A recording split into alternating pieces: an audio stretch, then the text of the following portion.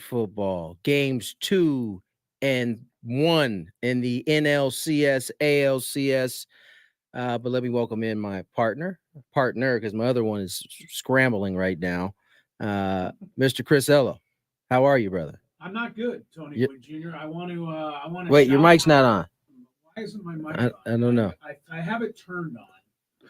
I don't know. There we go. I'm not doing that well, Tony Gwynn Jr. I've been a little bit irked for the last couple of hours. This is usually reserved for Skraby, but you're irked today. I'm the guy today. I would like to, since we're on camera now, you can watch the show on the stream. Go to at 97.3 The Fan SD Twitter or the YouTube page for 97.3 The Fan SD. Yeah. And you can now watch us.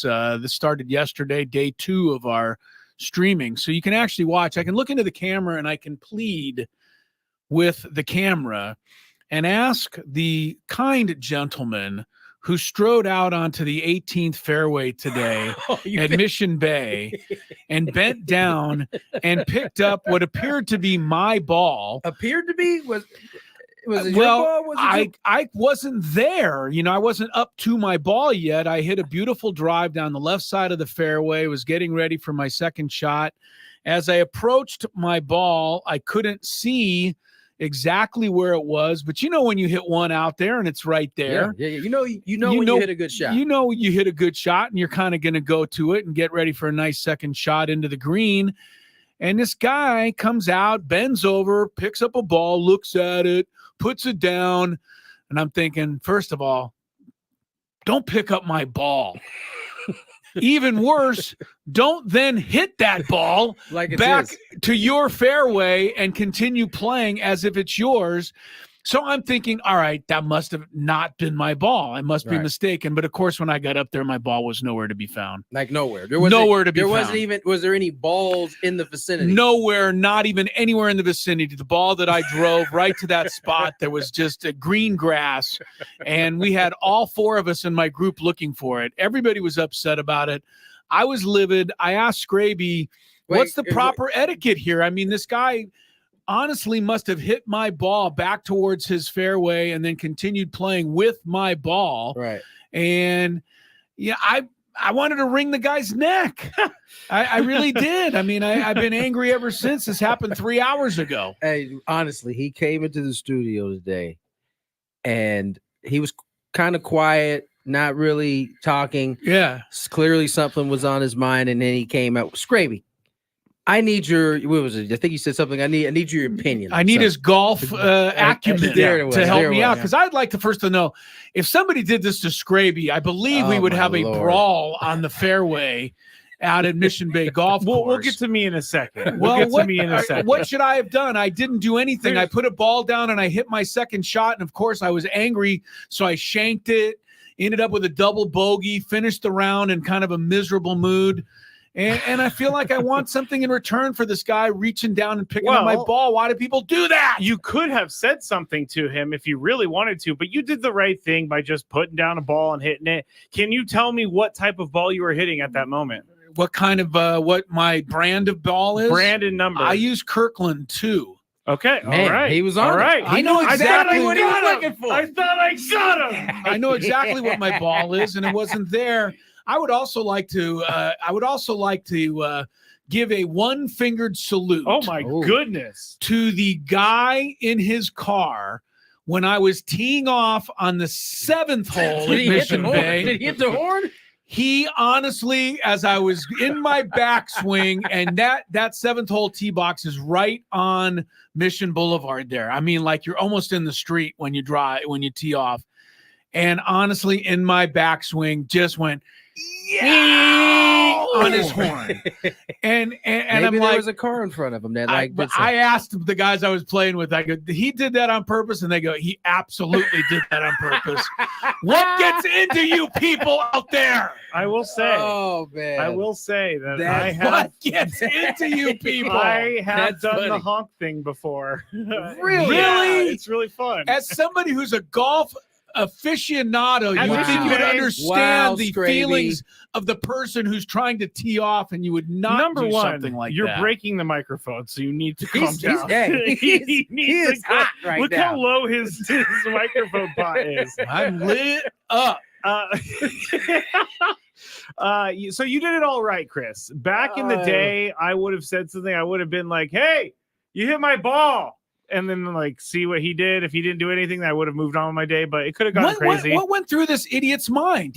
I can tell you what it is. Mission Bay is not a place where experienced golfers go. He picked up the ball. He looked at it. He may not have known any better. No, he probably knew better, but he didn't care. He picked it up and looked at it, so he must have known it wasn't his. It wasn't like he could claim, complete obliviousness. Although, anyway, all right, let's move on. I'm just going to be in a mood today, and I'm gonna look into the microphone, and I'm going to plead to you out there. Return my ball and stop honking in my backswing. And a Kirkland too. At that. Kirkland, they're nice golf balls. Kirkland too. It's an expense that I will never get back. Now, did you get one more thing? Did you give yourself no penalty stroke? Or did you take a penalty stroke? No, I didn't take a penalty stroke because I understand that I didn't lose the ball. It's fine with me. But my next shot was so bad, I might as well have taken a penalty stroke. You had lost focus at this point. Ticked off. Well, I got to say, you got to refocus. I mean, it's just Mission Bay golf. Oh, Mr. Calm over. Yeah, Mr. Calm over here. You'd have no problem doing that. Well, on the golf course, I am a Zen master. Oh, yeah. The golf course is, when I was a drinker, the golf course was the only place in this world I would not drink. I can see that. Because I wanted to play well. You clearly had a lot of respect for the game of golf. I do. Wait a second. He just said he would honk in somebody's backswing. I was literally just getting ready to say, except when you're driving down the street and you see somebody in the middle of the backswing. You lose all respect for the game. It's kind of funny. It's kind of funny when they... Shame on you, It's kind of funny when they go, like... Rah! Oh, so you look back for pleasure, too, afterwards. You don't just honk, keep it moving. You honk and like kind of turn back. You pull over. I'm realizing this is something I shouldn't have admitted. So. All I know is that it's a chicken bleep thing to do, and I can't believe you did it. Indeed. But I guess I shouldn't be surprised. All right, see what we deal with here, people. Let's talk some baseball. Baseball. Game 1, NLCS. Phillies pretty much did their thing. They hit the homer. They pitched it. Zach Wheeler was pretty good. I think 3 hits, 2 earnies. Phillies take game 1. This team's going to be tough to beat. They're going to be tough to beat. First of all, Schwarber brought back horrible memories of last year's game 1. First pitch, home run. He didn't even let the people settle down in their seats. And he hit it almost as far as he hit the one off of Yu Darvish last year in game 1. And then Harper, I mean, this guy's just mashing right now. You're going to have to start walking him. I don't know that you can pitch to Bryce Harper anymore. But after that game was over, I got to tell you, I think the Diamondbacks are going to come back and win tonight. And the reason I think that is because they were down 5-0. They had the people in Philadelphia celebrating as if it was a party, as if it was a coronation. And if you look back, the Diamondbacks were able to rally back, Tony. They got the tying run to the plate in the 7th inning. They got the tying run to the plate in the 8th inning. And they also got the tying run to the plate in the 9th inning. Now, they didn't cash in on any of those. But I think the fact that they battled back from 5-0 down carries over tonight and gives them a good chance to even the series. Well, they're going to do better than 4 hits, and they had 9 innings to get to that. And True that. It won't get any easier. Aaron Nola's on the mound for the Phillies tonight. We'll see. And I'll tell you what else. I think who's starting for them today? Merrill Kelly. Yeah. I think Wookie put his foot in his mouth before this game. I don't know if you guys saw the quote. You got it. Oh, you did say his name. Sorry. Merrill Kelly is Wookie. I know. I said Merrill Kelly. I said put that them together. First. I put them together. First. My bad. Yeah. He said something along the lines of he can't imagine it being louder than it was when they had the he compared it to a WBC game. Yeah, and that's what I'm saying. So even if that is true, they're definitely going to come out in full throttle today. So the Philadelphia fans are crazy hot. They're nuts. Yeah, they're going to be like that's going to be like 70,000 people screaming at somebody who picked up their golf ball in the fairway. So Trey Turner's response to that was, "We'll see what he says after tonight's game. Here So he is saying it. Maybe him saying it will change. Yeah, how it you wasn't feel like he about was. it. It wasn't like he was trying to diss. He just, that's just not fodder you want to give these type of folks.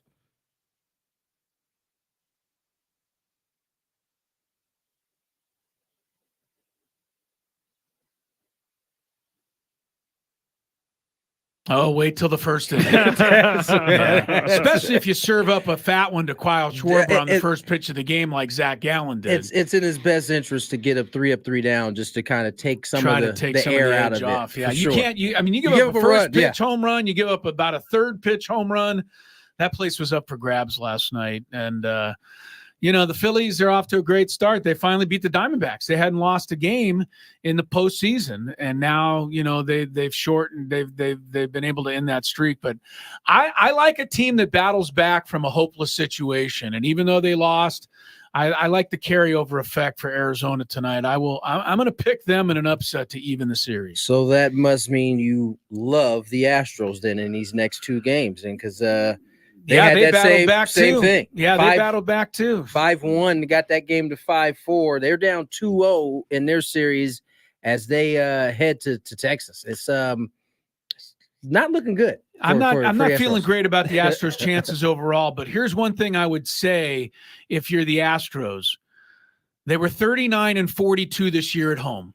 That's where they lost all their games. They did not play well at home. And at Texas, went in there and took it to them in both first two games. But now Houston is where they're comfortable. 51-30 on the road this year. That is a spectacular road record. So, we'll see. The Astros certainly have some hope there. But Bochy, you talk about a lot. Bochy's team hadn't lost yet. Nope. I mean, you think about the schedule that they've played. They played 2 games at Tampa Bay. They played 2 games at Baltimore. They won all of those. Then they came home for 1 game and won that one over Baltimore. Yeah. And then they went to Houston and won 2 more games.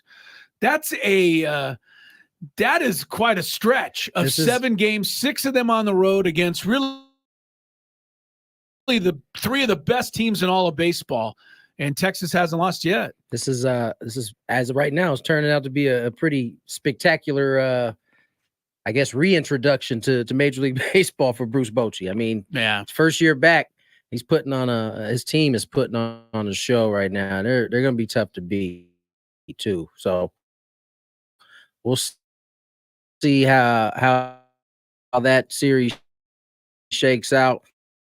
Long 4-4 Marcus McNeill in the 3:00 hour. Chris versus the fans. The Big Five.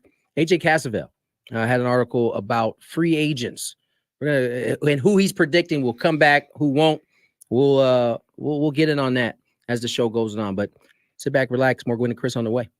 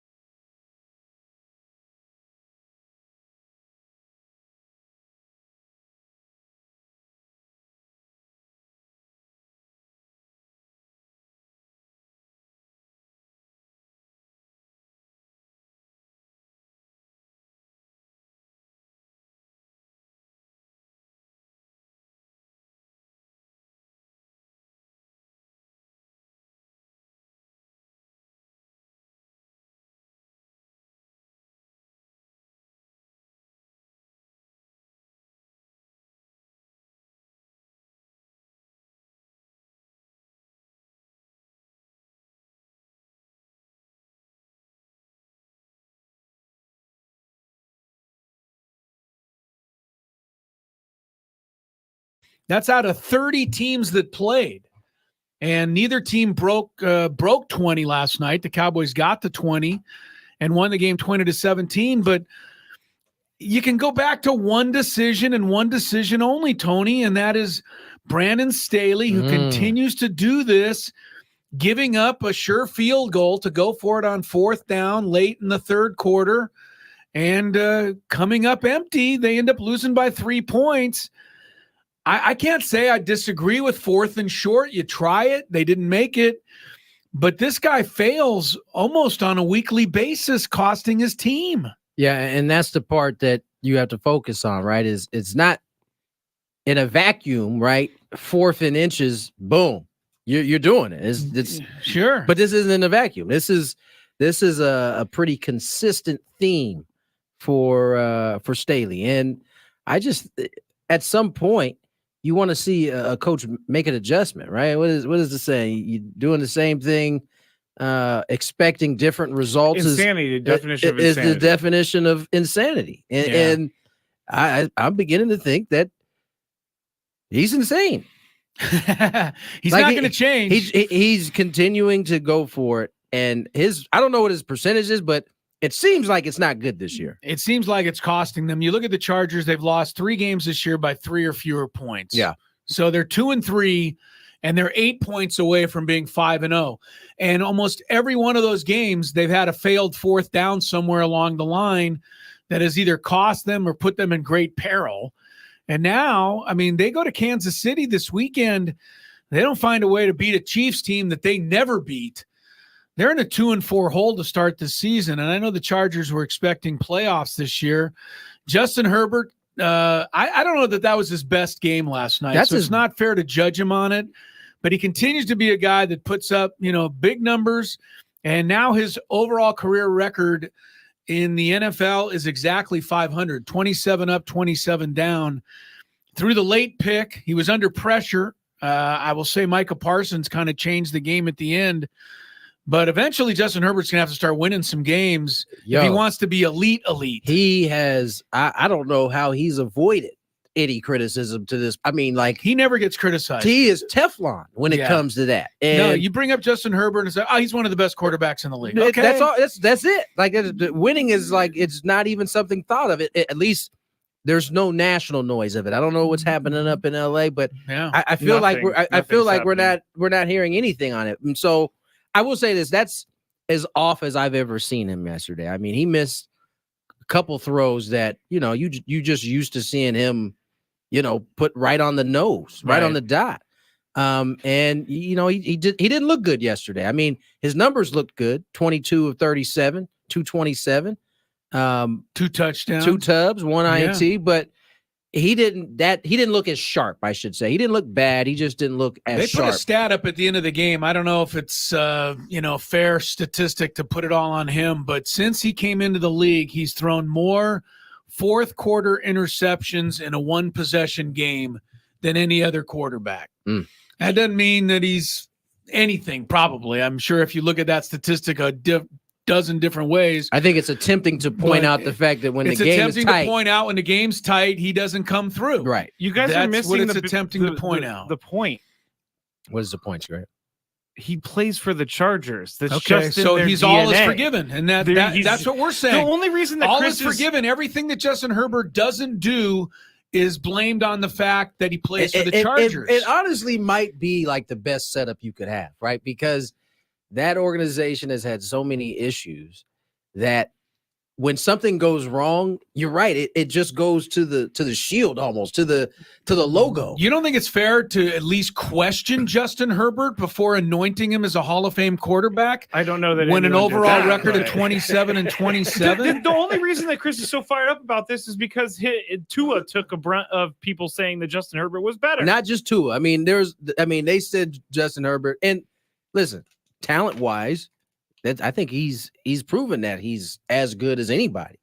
However, he is a 500 quarterback, and there's as much criticism as even Trevor Lawrence got. Trevor Lawrence had a terrible start because of who his head coach was at the time. Yeah. I mean, he hasn't received the same type of criticism. I mean, what does feel like. Dak Prescott get every time he loses a game in Dallas? What did Brock Purdy get for losing one game the other day Right. in San Francisco? All of a sudden, the question is, well, can Brock Purdy really get the job Is done? that the question? I have not seen that question. I've seen that question many times in Wow. the last few days. You take away McCaffrey, you take away Samuel, and Brock Purdy is an My point is most every quarterback, when they lose games in the NFL, gets criticized. Almost every one of them, from Brock Purdy to Tua to Prescott to Aaron Rodgers. It Jalen doesn't Hurts matter. before last year, he didn't know if he could get it done. I mean, Justin Herbert has avoided all of it. So that's all I'm saying. I think it's fair to Yeah. at least question the guy. I didn't say that he's not good or anything. Didn't even say it's his fault. Just saying that at some point, just how this thing usually works, quarterbacks start catching some flack. I think it was a mistake for him to sign that extension with the Chargers. I do, because he's stuck there now. Why is it a mistake? He, like Tony said, he's in the most shielded position of any quarterback in the Because league. he's never going to win with the Chargers. And no one's ever going to say boo about it. I will. I mean, I want that guy to be on a good team. I mean, listen, I won't say that he won't play for a good team at some point, but right now, this is, I don't know if he designed it that way. I doubt he did, but it's perfect protection when you're not getting wins to divert the attention to something that's been an issue for a very long time. I think the coach also hampers that team a lot, as you guys said. Of course. As you Yeah. guys said. He takes it, That- and he he takes takes some of even it. more Yeah, away that's what I'm from saying. Justin Herbert. And every time after the game, Braden Staley's like, well, my guys played hard. We just didn't come out on the right side. It's like, Yeah. well, Yeah. you say that every week. Yeah, and everybody says Justin Herbert's the greatest quarterback in the league every week, but there's an L next to his name. That's all I'm bringing up. And three of their next 4 games are Jets, Chiefs, Lions. They got a tough schedule coming up. I mean, this Charger season could get away from them. So, Very quickly. Cowboys were able to bring it back after their loss to the 49ers.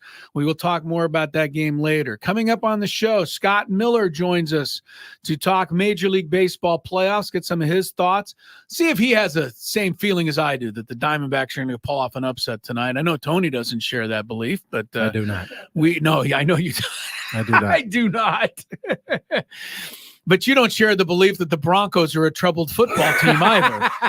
You have Great a point. He has a blind allegiance to the Broncos over here for whatever reason. That's I the don't know best what it point is. you've It's ever not made. the Broncos.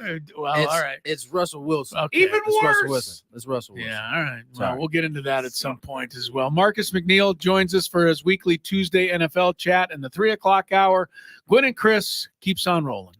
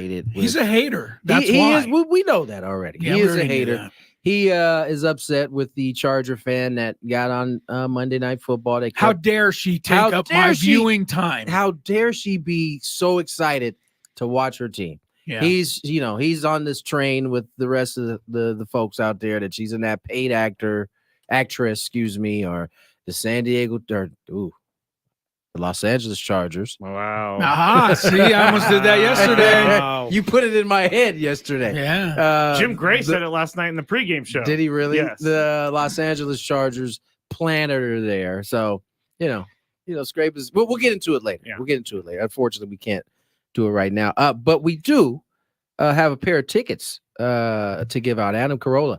At some point during the show, we will have some type of game or. He's a funny dude. You like Adam Carolla? I don't know that I've seen. I don't recognize Really? his name. I may have seen his. Oh, you know who he is. Well, Yeah. Yeah, I think you know who he is. He was on the He's Man Show with what? Don't say. That Don't might be my say- that might be his question trivia later. question later okay. when he's All giving right. out these tickets. He's going to be at the Belly Up on January the 7th. He goes, So- I didn't know where he was going. Well, with that I don't either. have too many Adam Carolla trivia questions handy, so that might be my only one. Let's So jump. I don't want Skraby to give it away. Let's jump on the phone lines. Our guy Scott Miller, New York Times, joins us here on Gwynn and Chris. Scott, how are you, my friend? Hey, good, Tony. Good, Chris. How are you guys? Hey, Scott. We are well. Rangers have put it on the Astros, who have played.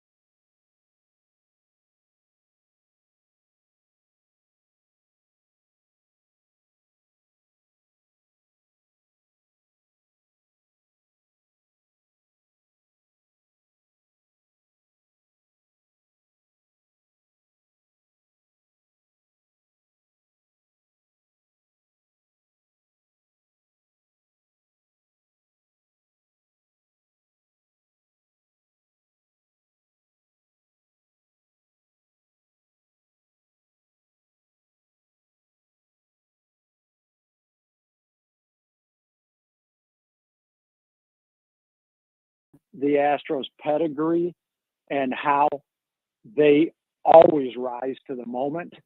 I don't think anybody should count the Astros out yet. You know, Scott, everybody counted Bruce Bochy out after 3 Yeah. world championships and retirement. And now here he is living the dream again, riding along this wave with his team. He's got them playing the absolute best baseball they could possibly be playing at the right time. I mean, you've covered him. You've covered baseball for so long. What do you hear when you talk to athletes and players who play for Bruce Bochy? What is the common theme that seems to allow him to be this successful this time of year? I think Chris, he's got as good of combination as anybody ever of strategic decisions, knowing what he needs to do when he needs to do it, especially with the bullpen. He's just been a master. I mean, you go from those San Francisco bullpens when they were winning 3 World Series, Javier Lopez and Sergio Romo and Jeremy Affeldt. I mean, guys that were good, but I mean, they weren't like Hall of Famers, but he figured out the exact roles they needed to be in, and he called on them. It seemed like just with impeccable timing for this batter or that inning. And he's doing it again in Texas. I mean, we saw that especially in that game 1 win over Baltimore in the division series, the 3-2 game. That was a masterclass in managing a pitching staff in a big game. And so I think it's a combination with Boch of he's not going to get himself into a bad position strategically. He's at the top, but he also mixes in the human touch with his players. Yeah. Saying the right thing at the right moment, kidding with them, kidding one guy at the right moment, picking another guy up at the right moment, and getting them not just position to win, but mental position to win. Because, you know, you talk to anybody that's played, and Tony, you know this, anybody that's played for Bruce Bochy or been around Bruce Bochy, the players feel his leadership and they feel his confidence in them. They know, you know, I might have gone 0 for 4 today, and then maybe just on my way to the shower after the game, Boch sends a wisecrack my way. And instead of going home and brooding about being 0 for 4, and oh my God, am I even going to be in the lineup tomorrow? That well-placed wisecrack, as I'm on my way to the shower, allows me to go home tonight in a much better frame of mind, looking for tomorrow instead of brooding about today. And anyway, I mean, we've seen guys like Tony La Russa that are great at X's and O's. We've seen guys like Dusty Baker who are total players managers. Baker will bring, you know, I mean, he's known historically for, he's got 2 Cubans on his team that maybe they just signed and they don't know the culture that well. He'll bring Cuban food into the clubhouse on his own to deliver to these guys. Say, hey, you just worry about playing baseball. I'm going to worry about helping you through everything else. So Dusty is so good at the player relation side of it. La Russa, X's and O's, just to mention 2. And I'm not saying they're not good at the other end of it too. But Bochy is like the La Russa of X's and O's combined with the Dusty of making players feel like they're going to run through that wall tonight. Yeah, I mean, that's what makes this matchup so compelling. Is you got 2 managers who probably have had the success they had because of those same things you just mentioned. Game 3, Christian Javier, Max Scherzer makes his Ranger playoff debut. Scott, I want to slide to the National League Series. The Phillies jumped out on the Diamondbacks as they pretty much have everybody. Diamondbacks hung strong. They were able to score a couple runs there late, made it interesting. But this Philly team just seems like after last year's run, at least this is the feeling I get in watching him. This is a team that is pretty determined to get another bite at the apple when it comes to another chance at a World Series. Yeah, I agree. I totally agree. Anybody, especially here in San Diego, that watched the Phillies run last year. I mean, I know a lot Padre fans were bitterly disappointed last year when they lost in 6 games to the Phillies. But I think as frustrated as Padre fans may have been last October, I think generally speaking, among Padre fans, there was a kind of, well, tip our cap to the Phillies kind of thing. I mean, it wasn't like, aside from that game 5 in Philly or whatever it was, where, you know, Bryce Harper home run off of Josh Hader. And I know at that point there was some, or not off Josh Hader, but the big Bryce Harper home run. Thank you, Suarez. You know, I know there was a lot of discussion. Well, why wasn't Hader in the game? I mean, that's the one moment last October where you look back and think, well, things turned. But other than that one moment, I think it was pretty much had to be accepted if you're a Padre fan that this is a really, really good Phillies team. Yeah. And they caught some October magic. And you're right. It looks like it this year. The thing that I thought in September, look out for the Phillies because they finished the season strong. And going back to what I said about Houston, Philly, because of last year, these guys have some October stripes now. They're also not going to shrink from the big moment. And I think where the Phillies are concerned, you know, they started out of the gate slowly in August, in April, May, June. And part of it was Trey Turner got off to a miserable start. You know, we've seen it before, right, guys? Big time free agent signs a gazillion-dollar contract, and in the new city, he presses and he doesn't play well. But here's where also we may have to change the narrative of Philadelphia fans. You know, for how many decades now? It's like, oh, they're so rough in Philly. They could boo Santa Claus. They did boo Santa Claus. Well, you know what? This year, it was right around August 1st. You know, Turner was scuffling like crazy. And I talked to a couple of the Phillies, you know, Ben Davis, the former Padre that's in the Phillies broadcast booth now. Him, and I talked to a couple other Phillies when they were in San Diego, and they were just marveling that there was that one day, it was like August 1st or somewhere around there. I'm probably off by a few days, but Turner was really struggling. And he wasn't feeling comfortable in Philadelphia. And right around the time, like 20 years ago, they would have booed a Mike Schmidt off the field. Yeah. They gave him, the Phillies fans went apple. They gave Turner standing ovations that day, like, hey, we're with you. We know you're going to come around. We know you're struggling. We know you're not off to the start you want, but oh my gosh, we believe in you. And they gave him standing ovations. And remarkably, it's almost like that was the turning point in Trey Turner's season. And again, Ben Davis and a couple of Phillies, when they were here in September, were just shaking their head, and they were saying it was something to see, and it got Trey Turner going. He hasn't stopped since. So, now you got Schwarber hasn't hit yet in October. He hit the home run, leadoff homer last night. Schwarber gets going, and Harper and Castellanos already are going, and Trey Turner's going. I think he had 12 hits in the division series. This is a special team, and they've got their pitching lined up. And it's also interesting, too, because Zach Wheeler and Aaron Nola, this is an old school type of rotation. Yeah. This isn't the Dodgers and Tampa Bay analyst baseball where our starter goes 2 innings and we're going to patch it all together. It's Zach Wheeler and Aaron Nola are guys, and they've got stars in the lineup. And I said a minute ago, don't count Houston out, but I think right now I'm fully anticipating a Texas-Philadelphia World Series. Scott Miller is with us talking baseball, and always great to have Scott aboard. Scott, you touched on the Dodgers, you touched on the Rays, along with the Orioles and the Braves. These were the 4 teams that won 99 or more games this year. And those 4 teams, when they combined 1-11 in postseason play, all 4 teams were swept out of the playoffs immediately.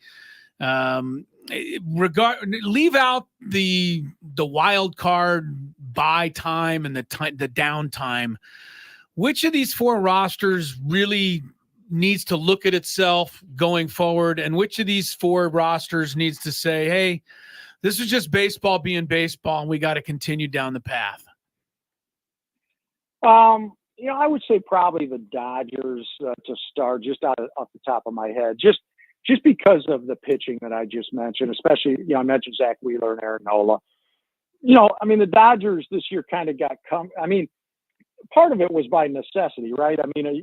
A year and a half ago, Walker Buehler was all set to take the baton from Clayton Kershaw in the perfect Dodgers world. As Kershaw broke down this year and got older, Buehler was going to be the number 1 guy, and he was going to just the way the Dodgers had it set up, it was going to be seamless. Then, of course, Buehler's out all year. They couldn't have planned on Arias, the domestic violence incident that got him banished for the season. That's not something the Dodgers necessarily could have planned on, even though it was his second occurrence. I know the Dodgers thought, we've been through it once with this guy. He's gone through training. Hopefully he's matured, but he didn't. So they did have some bad breaks, but they also, at the trade deadline, Andrew Friedman, Lance Lynn was the only guy he brought on. And, of course, Lynn led the American League in home runs at the time. And, after going to the Dodgers, especially in the playoffs, he gave up the 4 home runs in 1 inning against Arizona. So I think the Dodgers, when Buehler was down and Kershaw went down, they had a lot of games this year that were like basically bullpen games. And you wouldn't think a team with one of the top 3 or 4 payrolls in the National League, I don't think you would expect them to be trying to piecemeal games together with one bullpen game after another. I think you can argue with the development of Julio Urias as well. They don't, it's like they know they're going to be in October, so they don't really spend a lot of time developing starting pitching like Urias to go, start on opening day and go 7 innings all the way through the season. It's like they train them to go 4 or 5 innings early and slow play them for a while, and then try to bring them to where they're going to be peaking at the end of the year.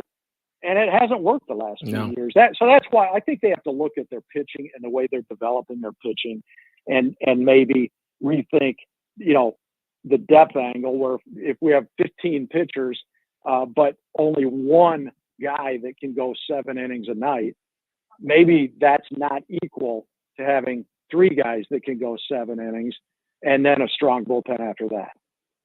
Scott, last one for me, and it's probably off the radar of most people, but Trevor Bauer. All this Dodger talk Yep. has sparked that kind of question mark in my head. And what happens with him now? Do you see a team signing him based off of the information that's out right now? Yeah, I mean, he had a pretty good year in Japan, then I think he got hurt. But it's funny, talking to some of my friends in the Japanese media, they said he was very popular in Japan. And yeah, I know a lot of it was because he promotes himself, right? He's got his own videos he does and things like that. He promotes himself as being very fan friendly. But whether he's rehabbed his image enough in that 1 year in Japan to come back, it's hard to say. I think I would say no. I would say, given the baggage and the ugly stories that surround him, I would think maybe it's going to take a couple more years to rehab that image. Now, the only thing I think going in his favor right now is late in September when, he and the woman who his accuser, when they dropped their mutual suits, they were suing each other and she was suing him, and then they dropped it. So now that all the court stuff's done, he can, even if a lot of his personal behavior appears to be reprehensible, he can at least now take the high road if he's trying to get a major league job and say, look, she dropped her suit against me. What else do you want me to do? There's nothing I can do. I've told you I'm innocent. She dropped her suit. So that's, to me, the card he plays if he is to come back this year. But I think it's 50-50 if any city will accept him. Yeah. Scott, as always, man, it's been too long. We need to get you on here a little bit more often. Thanks for coming on, spending some time with us, talking some baseball. We'll do it again soon. Look forward to it, guys. Always enjoy talking baseball with two of my favorite guys in San Diego. Thanks, Scotty. Indeed. Appreciate you, Scotty. Scott Miller, New York Times. And yeah, man, it's that Trevor Bauer thing is going to be interesting. We'll see come free agency. How about Arias? I mean, he hasn't done anything to repair his image. I actually think his situation is further outside than Maybe what so. Bauer's is at this point, because the domestic violence thing is there's nobody retorting any of the facts that have come out in it at this point. People saw it happen. Right. And people were witnesses. So those two dudes, I mean, and for him, it's coming at the worst time, right? I mean, he's about to be a free agent for the first time in his career. That's pretty much null and void at this point. So 3 o'clock hour on the way. Do a little daily gambit for our gambling friends out there. More going to piss on the way.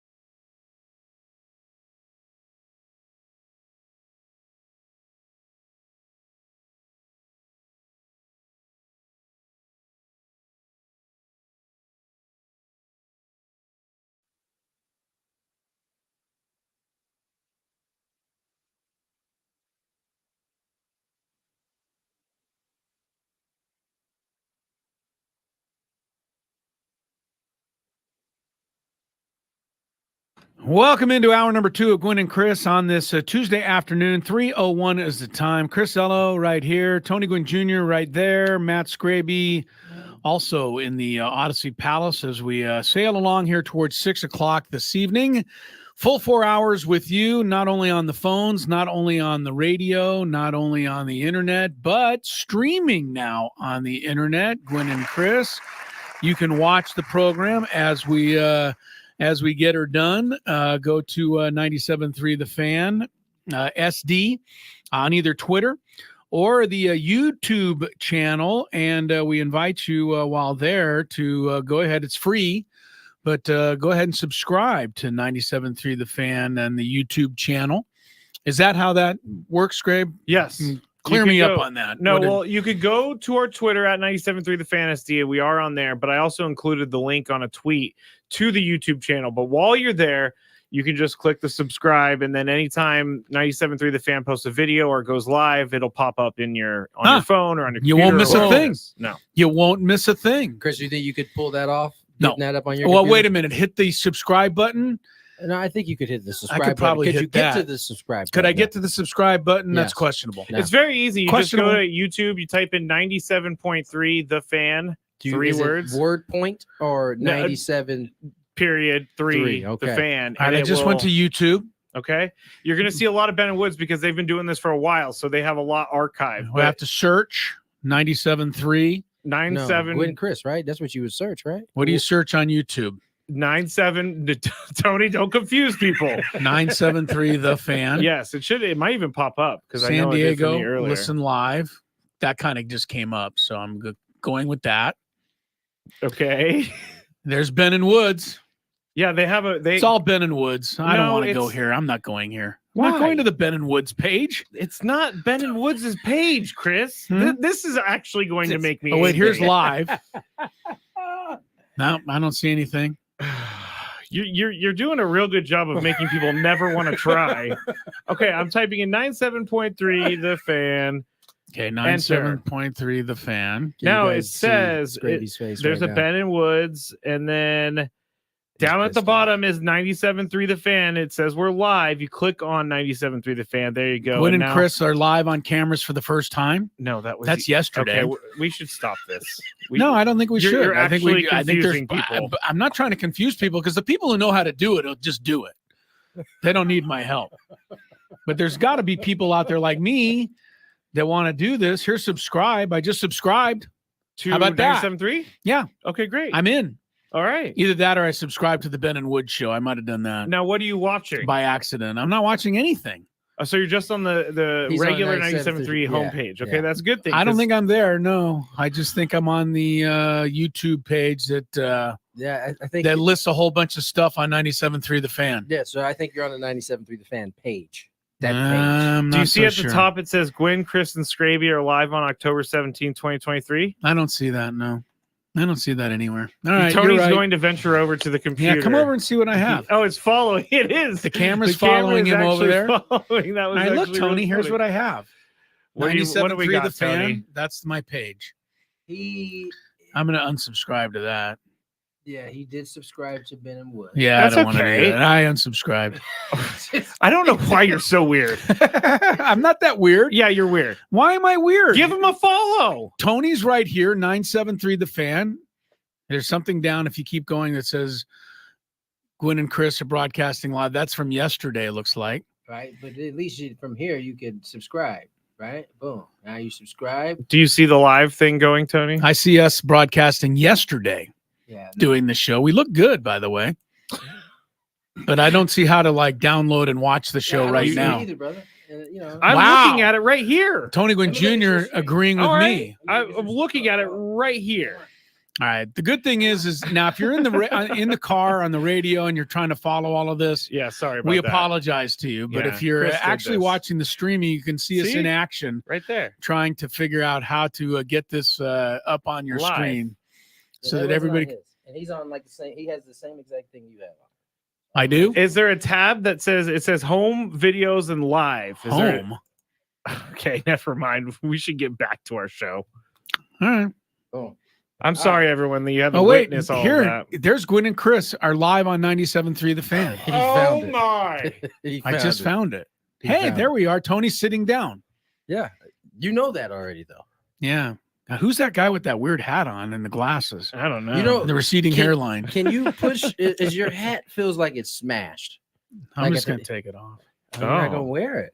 Yeah. Brave. Going to go without it. Very brave. All right, we got game number 2 of the National League Championship Series coming up a little later tonight. That will figure prominently in our daily gambit, which is coming up right now without any further ado while I continue to try and watch the live streaming. Oh, no.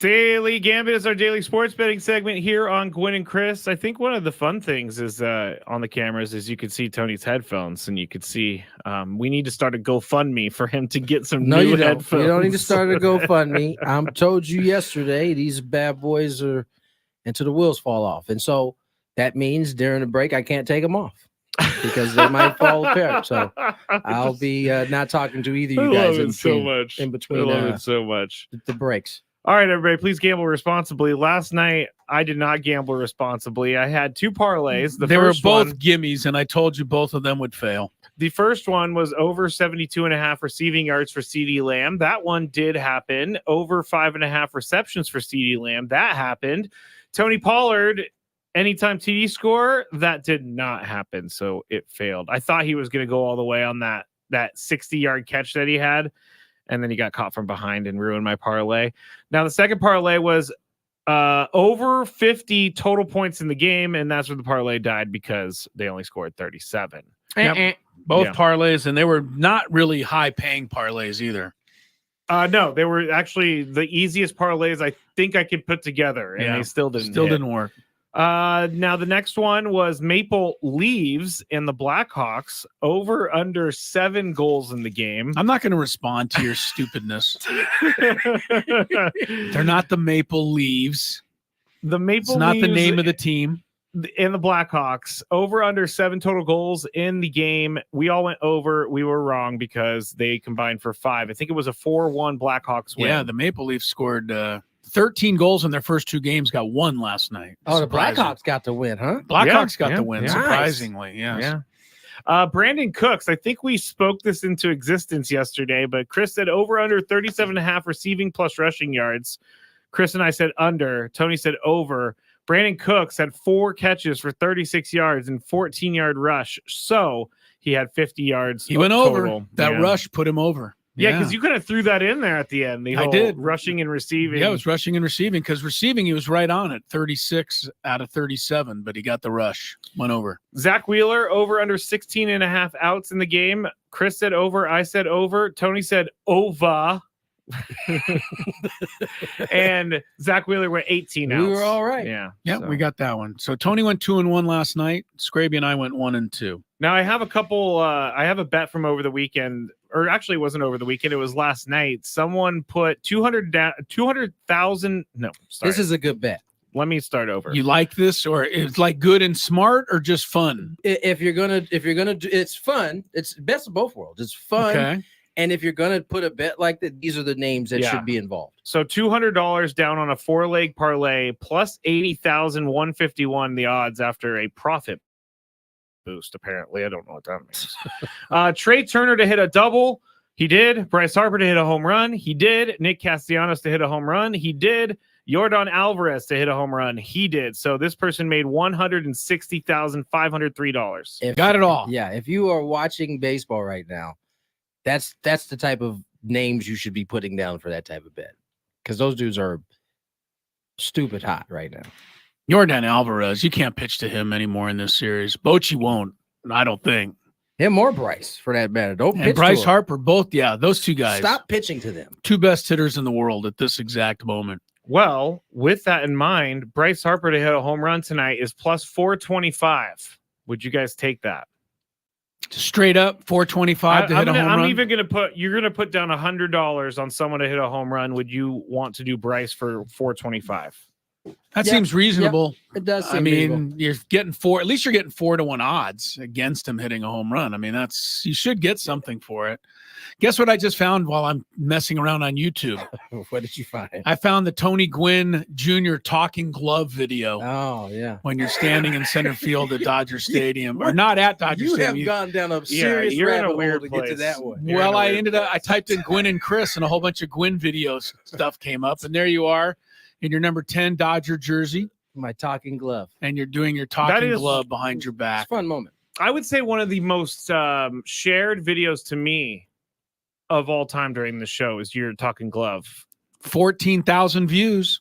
Video is taken not that by many, the actually. Rock Pile Ranter. All right. Jared Goff has now moved into a good spot in the MVP race. If you think Jared Goff can win the MVP, maybe now is the time. He's plus 2,000 to win the MVP. Yeah. Now's not that's- the time. You should have bet him a month and a half ago. Yeah, that would have been some Well, real I good mean, odds. What game did they lose against the Seahawks? That was week 2. He threw an interception late. He didn't look good there. I mean, Jared Goff is good. I don't think he's MVP good. I mean, Jared Goff Thank has you. been to a Super Bowl, buddy. The Lions keep it up. Why not consider him for MVP? You always just dismiss things way before their time. They can end I up. don't Who knows actually if at they go all. 16-1? Jared Goff would definitely be the MVP. Jared If I were to ask you in the Big Goff, Five, baby. if I were to ask you in the Big Five, is Jared Goff could Jared Goff win the MVP? You guys would be like, well, I don't know. It's still yet to be told. The story is still yet to be told. I can't make a prediction. That's ridiculous. Do you do the show with Woody Woodpecker? No, I do or- it with you. I do it with you, Chris. All right, here we go. Let's do some betting. I don't actually remember, the betting tonight. Oh, thank you. I actually don't remember Woody Woodpecker talking all that much. I just remember the thing, but yeah, but that's the voice. Well, I wasn't isn't doing it? Woody Woodpecker. I was doing Chris. oh, So, my bad. all right, Chris, go ahead. I just want people to look on the. I wouldn't do things like that on the camera. That's what I want to do to you. Everybody just got proof if I ever turn up dead. Oh, man. Yes, reasons why you should watch the streaming. All right, tonight we've got the Phillies and the Diamondbacks. It's game 2. Put your money where your mouth is. Phillies are favored by 1.5 runs. Straight up, I'm taking the Diamondbacks because I think they're going to win the game. Tony, I know you're taking the Phillies. See? Although you're giving 1.5 runs, you're still okay with that? Yes, I am. They got to win by 2. Skraby, you're the other one here. Do you like the D-backs getting a 1.5, or are you sticking with the Phillies? I am going to go with the D-backs. D-backs. Yes. Oh, okay. Yes. Leaving Tony on an island. Aaron Nola, will he record 15.5 outs tonight? Means he needs 5 1/3 innings to go over. So will he get an out in the 6th inning? Tony, you're first. Aaron Nola starting for the Phillies tonight. Will he get an out in the 6th inning at least? Believe it. Believe it. Tony says over. Is it 18.5 or 19? Sorry. It's 15.5 outs. 5 But I 1/3 thought- innings. But I thought you said he needs to get it out in the 6th inning. Which Yeah, that be would give him 19 16. outs. That would be 16, buddy. No, an out in the 6th inning would be his 16th out. Oh, yeah. Never mind. So go ahead while you're trying to Go sort it ahead. out. Sorry, I got too much going on Go over ahead. here. What did Go Tony ahead. say? I said believe it. He said over. I'm going to go over too, just You're so gonna I can go get over. myself out of here. I'm going to go under. Diamondbacks in a surprise Multitasking tonight. going wrong. Merrill Kelly, in the face Yes. of all the booing that he'll get tonight in Philadelphia. It's not going to be that loud, though. 4.5 strikeouts, over or under. Needs 5. Ooh. I say it's Skraby's turn. I'm going to say that he goes under because Under. he might I be can't wait to hear crushed this. by the noise. He may not pitch very long, is Yeah, what you're thinking. yeah. I'm going to go over just because he could go 6 innings and give up 6 runs, but also get 5 strikeouts. Tony? Yeah, I don't think he's punching out 4.5 for the Phillies. So under. Yeah. All right. No faith in the Diamondbacks at all. Tony's calling a Philly massacre tonight. Let's go over to the NHL. We've got the Avs and the Kraken tonight. Oh, Skraby loves to bet on or against the Kraken. Colorado Avalanche favored by 1.5 goals. The Avs are off to a 2-0 start. Kraken 0-2-1. oof. Kraken better get cracking. Yeah, they got to get cracking. I'll take Seattle plus the 1.5 tonight. All right. Tony. Give me the Avs. I'm going to take the Avs, give the 1.5. I'm going to go with the Avalanche. Avalanche. Yeah. Minus 1.5. Leave me alone. And finally, this is the big time matchup tonight in the NHL. Two of the top teams in the league, the defending champion Vegas Golden Knights, home to the Dallas Stars. Both teams are premier, and the over-under is 6 goals for this game. Over or under 6 goals? Tony? Over. Skraby? Over or under 6 goals? I'm going to go over 2. Over. I'm going to go actually over. Over. Yeah. There you go. Thank you. You're welcome. I'll go UNDUH. Under. Yeah, two good teams. They play close to the vest tonight. 3-2 score. Okay, that's it for all of my bets tonight, Skraby. I'll send it back over to you to close out this segment. I'm telling you. What are you telling me, Chris? I'm telling you, you keep it up. Hey, it's 3:17. It's so 3:17. I know. The Colts quarterback Anthony Richardson. He's kind of made a decision. I'm not sure if it's official yet, but the guys are going to tell you when we get back on 97.3 The Fan. But first, your traffic report.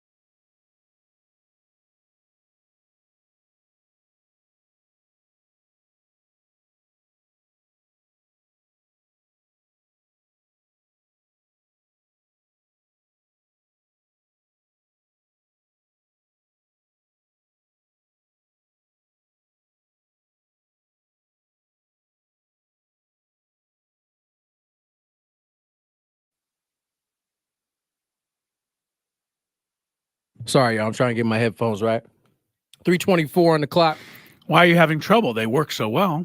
I made this mistake. I took them off during the break, and now I'm fumbling with them. 3:25-24 on the clock. Tony Gwynn Jr., Chris Ello, Matt Skraby. Game 2 of the NLCS coming up in about an hour and a half or so. Primetime NFL games are available free from Westwood One and live here at 97.3 The Fan and on the Odyssey app this Thursday.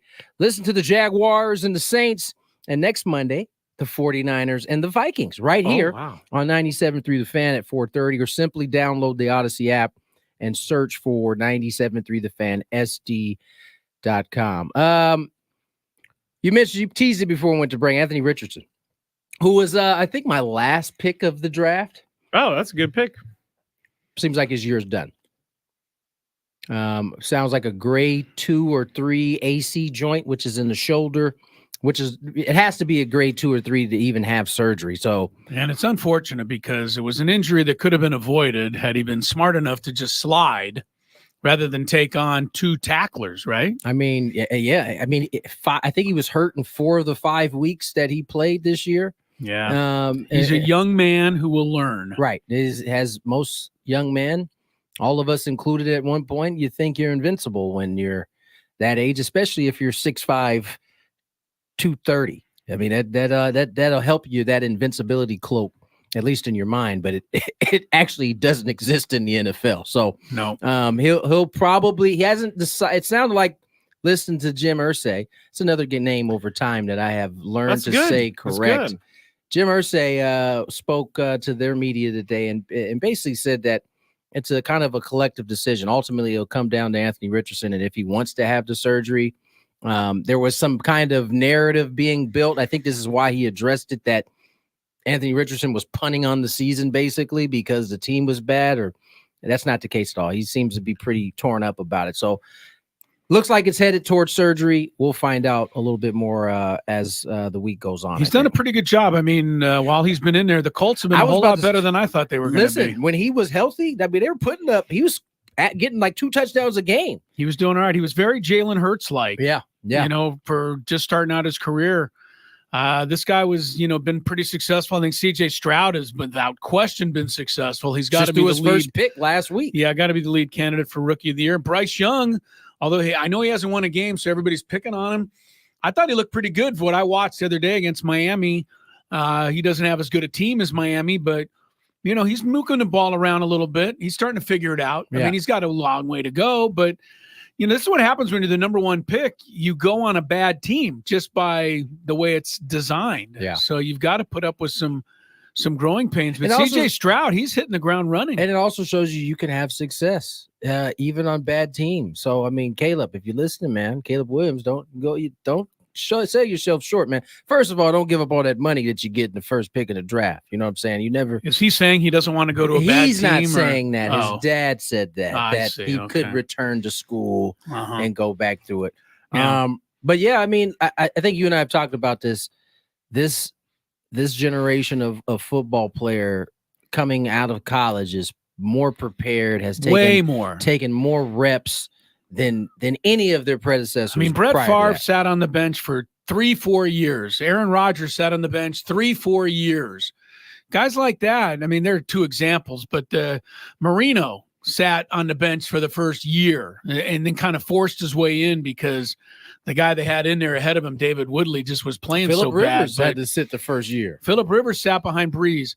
I mean, these are Hall of Fame quarterbacks that did not play right away. And all of a sudden, these guys are playing right away. Yeah. I mean, it's a different deal. It seems like there are, and I know we tend to highlight the guys who don't necessarily live up to their draft pick, but there seems to be a lot more of these classes than there are a bunch of, busts. It seems like this is at least as of right now, this class is turning out to be a pretty good one. We'll see how it develops, but I don't think anybody saw C.J. Stroud having the start that he has. I don't think anybody, despite, I mean, as you said, they don't have a good record. I don't think anybody saw Bryce Young having the type of success. He's playing okay. He's playing okay. Some other notes in the National Football League, 49ers sources saying that Christian McCaffrey avoided what really would have been a long-term injury. He suffered the oblique rib injury, which isn't a real thing as far as Skraby's concerned. No, I was just saying he's very tough. That's why. Oh, in his case, he's tough. Okay. Anyway, he has a chance to play Monday night against Minnesota, so that's great news for the Niners. Trent Williams and Deebo Samuel, both hurt, also have a chance to play in Monday's game, according to sources. 49ers will make a determination later in the week. A couple of more guys. Trevor Lawrence is iffy for Thursday Night Football. For the Jags, he got hurt in their victory this weekend over Indianapolis. Knee injury. Lawrence says it has progressed really well. He says, I've never missed a game. I know that it's a short career, but that means a lot to me. I don't want to miss any games. He wants to be in there. We'll see, but he does have a short week. So Thursday night game against the Saints. And the other interesting note I saw was that the Los Angeles Rams have signed former running back Royce Freeman, former running back Darrell Henderson, and former running back Myles Gaskin. The Rams are desperate for running back because their top two guys, Kyron Williams and Ronnie Rivers, are both out heading into Sunday's game against the Steelers. That leaves them with rookie running back Zach Evans.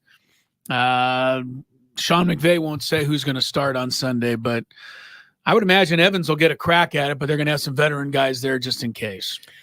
Did you mention Julio Jones? I was about to say, was that real? I saw that. I thought that was a fake story. I 100% Maybe it did is. too. I didn't think That's that why. was real. No, it's there. I see it All right here, right. the top story for ESPN. Signed 7-time Pro Bowler Julio Jones to a deal. Who signed him? The The Eagles. Eagles. Oh, okay. And so I'm not gonna lie. When I first saw that, I saw it before we came on, and I was like, that seems like a fake one. He's got 13,000 career receiving yards, but only about 10 of them have been in the last 5 years. It seems like.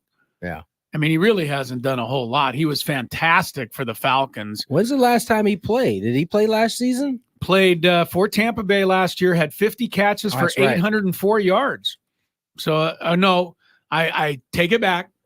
He has 50 great season. Yeah, that would have been a great season. I was about to say. He has 50 catches for 804 yards in his career against the Eagles. Oh, okay. That's what it says Okay. here. I was about to say, damn, So- nobody signed him. He had a pretty decent year. Yeah. No, Well- he really didn't do much for Tampa Bay last year, if anything. So he's 34 years old. He was a teammate of A.J. Brown's in Tennessee. So Dolphins and teams that play the Eagles down the road will have to worry about that. All right, let's step away, get to break. When we come back, Marcus McNeill, our weekly visit. He joins us next here on Gwynn and Chris.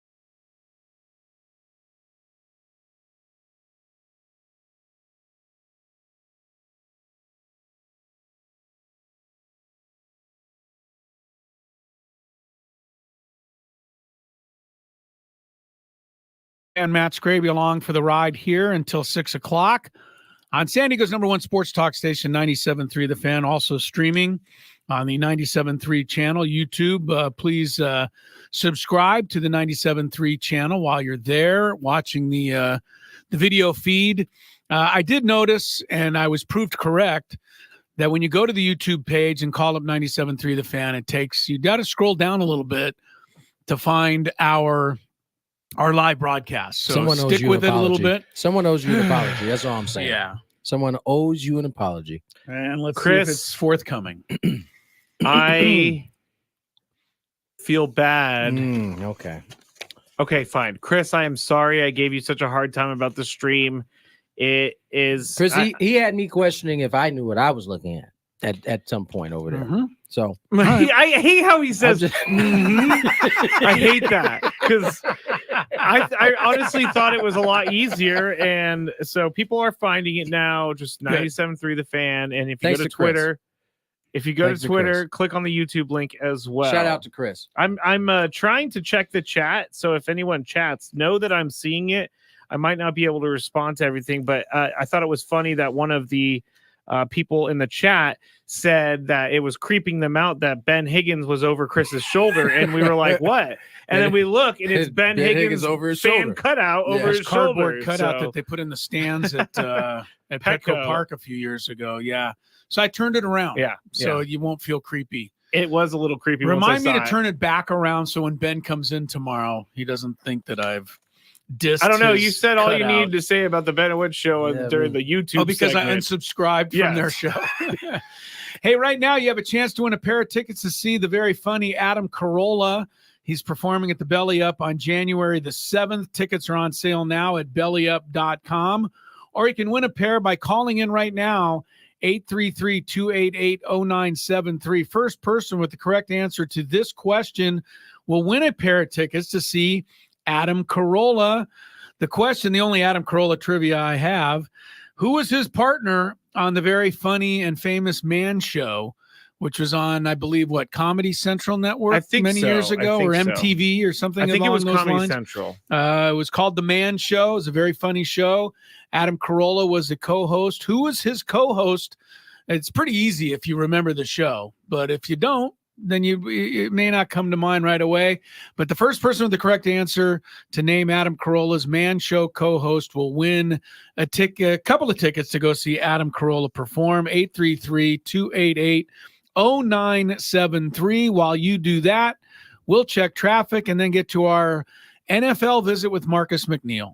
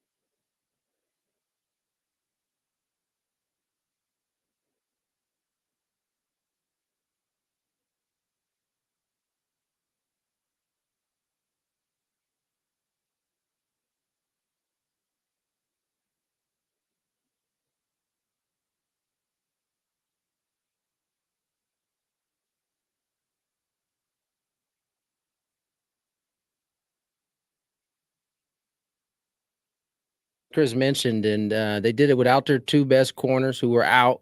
And there's all of a sudden talk about Aaron Rodgers maybe possibly returning. Now, you've been in the game of football for a while, and you've seen probably some pretty terrible injuries. How much are you buying into the fact that Aaron Rodgers could return by season's end to participate in a possible playoff push? Tony, you're an athlete too. See, I know you know. I know you have never seen anybody Ever. pop their Achilles and come back within 6 months. Like, that is just an astronomical recovery right there. And I've never seen it. Like my buddy always say, I don't know what type of deer antler spray they might have to put on that. I wasn't believing the limp that he came in with when he, walked into the stadium that they showed a clip of going into the game. It still looks too tender, and I think that's too big of an injury for you to pop back from, especially if you plan on having more in the tank, going forward. All right, Marcus, we'll let you go on this one. Good game coming up this Sunday night, 2 5-1 teams. Make me either happy or make me sad. Do the Dolphins have any chance to go into Philadelphia and keep that high-powered offense rolling against the Eagles? Man, I jumped back on the bandwagon, y'all. I'm back on the Miami bandwagon. Okay. I think they're gonna go in there, and prove themselves against the Eagles. But like you say, that's one of the best defenses, a well-rounded team. We're talking about them being a top 5 team in the last, 6 weeks of the season. So to think they're gonna do it and it's gonna be a cakewalk is far-fetched. But I like the Dolphins and what they're showing. Tua almost got 1,000. I mean, not Tua, but Tyreek Hill almost has 1,000 yards now through 6 games. So if they can bring that offense, it's going to be tough for the Eagles. It'll be a lot of fun Sunday night. Always a lot of fun talking to Marcus McNeill every Tuesday on Gwynn and Chris. We appreciate the time, big fella. Take care of yourself. Thanks, Marcus. Already, man. Y'all have a good one.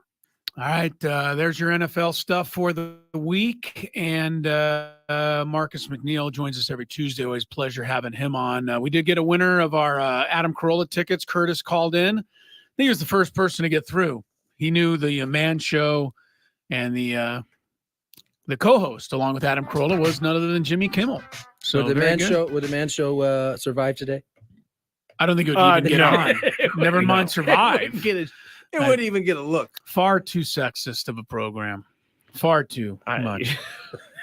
What? It was a funny show. Different time. But it would never survive today, nor do I think it should survive today. It wouldn't get a look. All right, see if you can survive a bout of Chris versus the fans. That's coming up next. Chance for you to play our trivia game and maybe qualify for a trip to Las Vegas. The phone number to dial in and play, 833-288-0973. Let's get some first-time players out there. We'll check in with you after the break.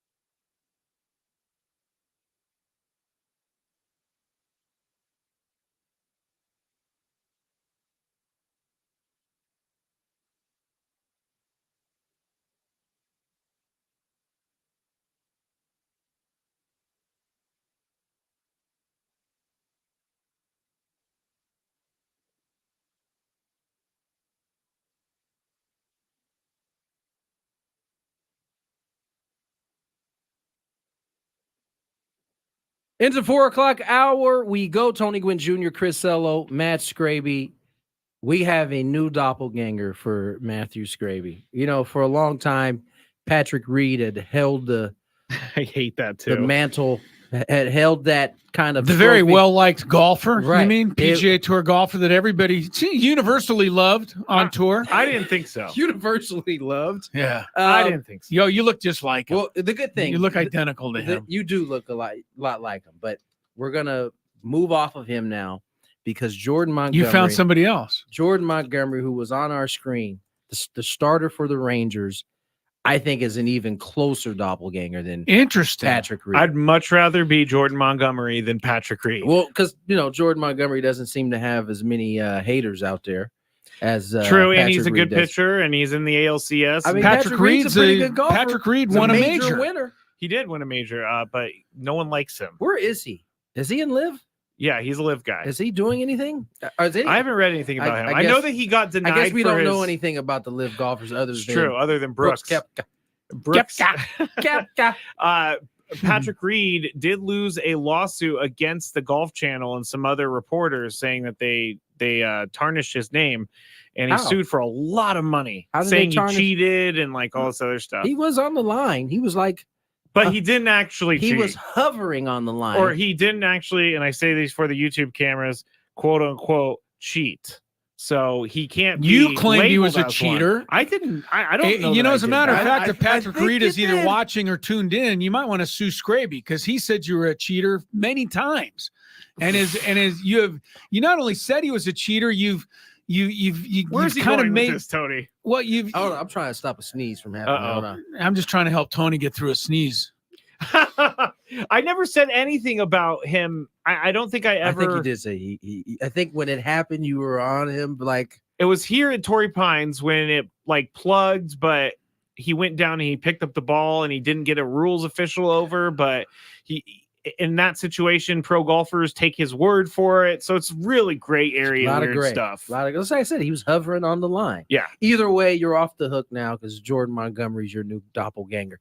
Here's the other news that came on, and you know how I know it's important is that SportsCenter cut away from whatever they were talking about to put up a huge report sign.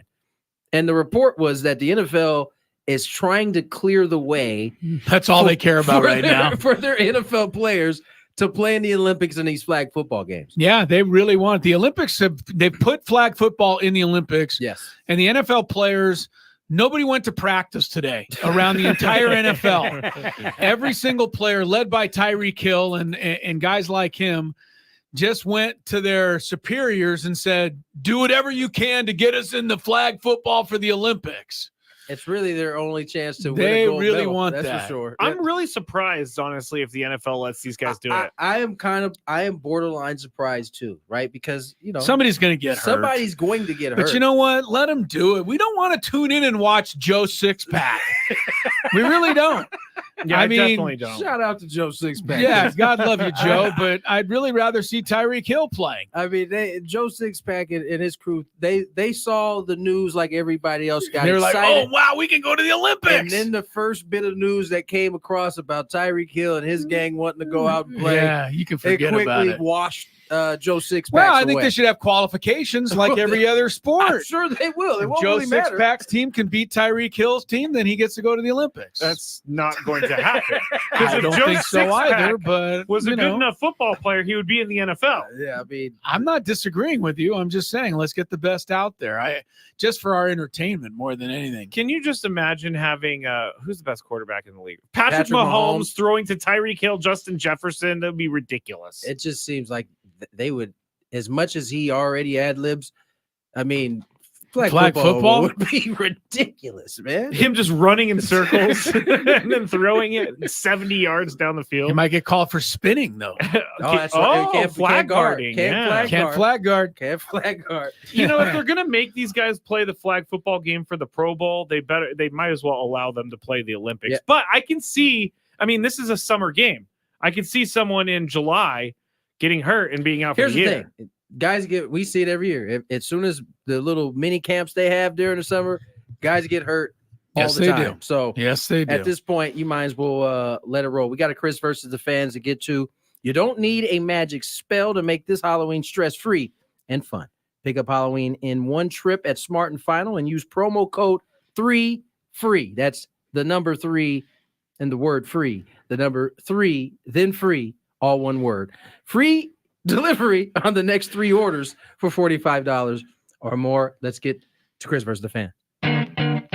If you had one shot, one opportunity to take down the human almanac himself, Howdy do. now is your time. Listen to me, this guy is dangerous. Now is your opportunity to win a prize. Well, I hope you know what you're in for. Chris versus the Fans starts now on 97.3 The Fan. We're currently trying to figure out if today is the first day where they give the top 6, I believe it is, in the playoff. Bring out the playoff. official football poll, because all they've had is AP preseason poll, and that no longer will count once they get to the official. What is it? The college playoff CFP. poll.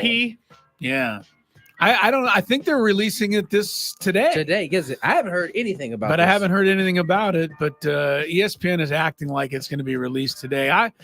I tell you one thing. I don't think Georgia should be number 1 in it. Who do you think should be number 1? Michigan? I think no, definitely not Michigan.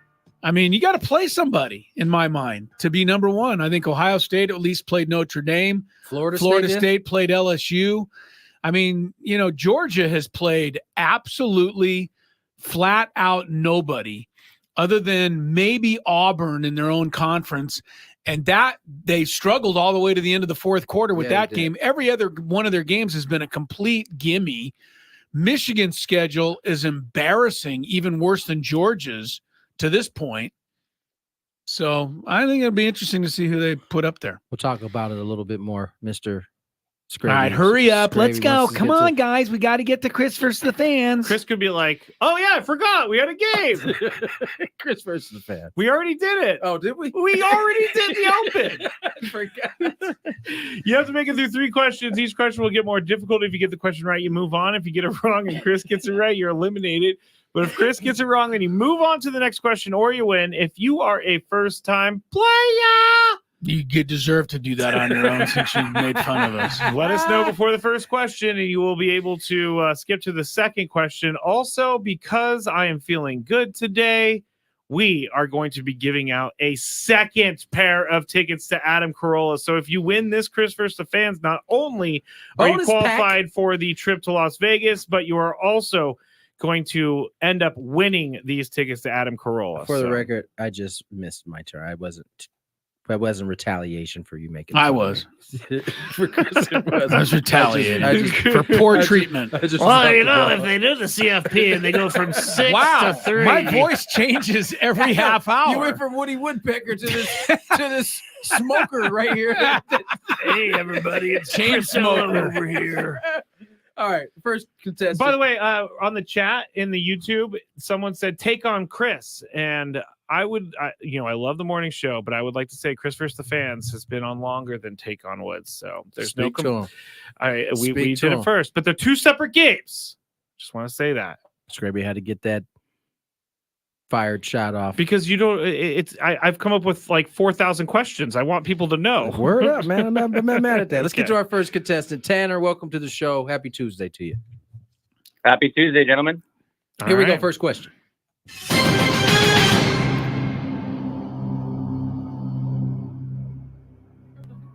Florida State University's main campus is located in what city?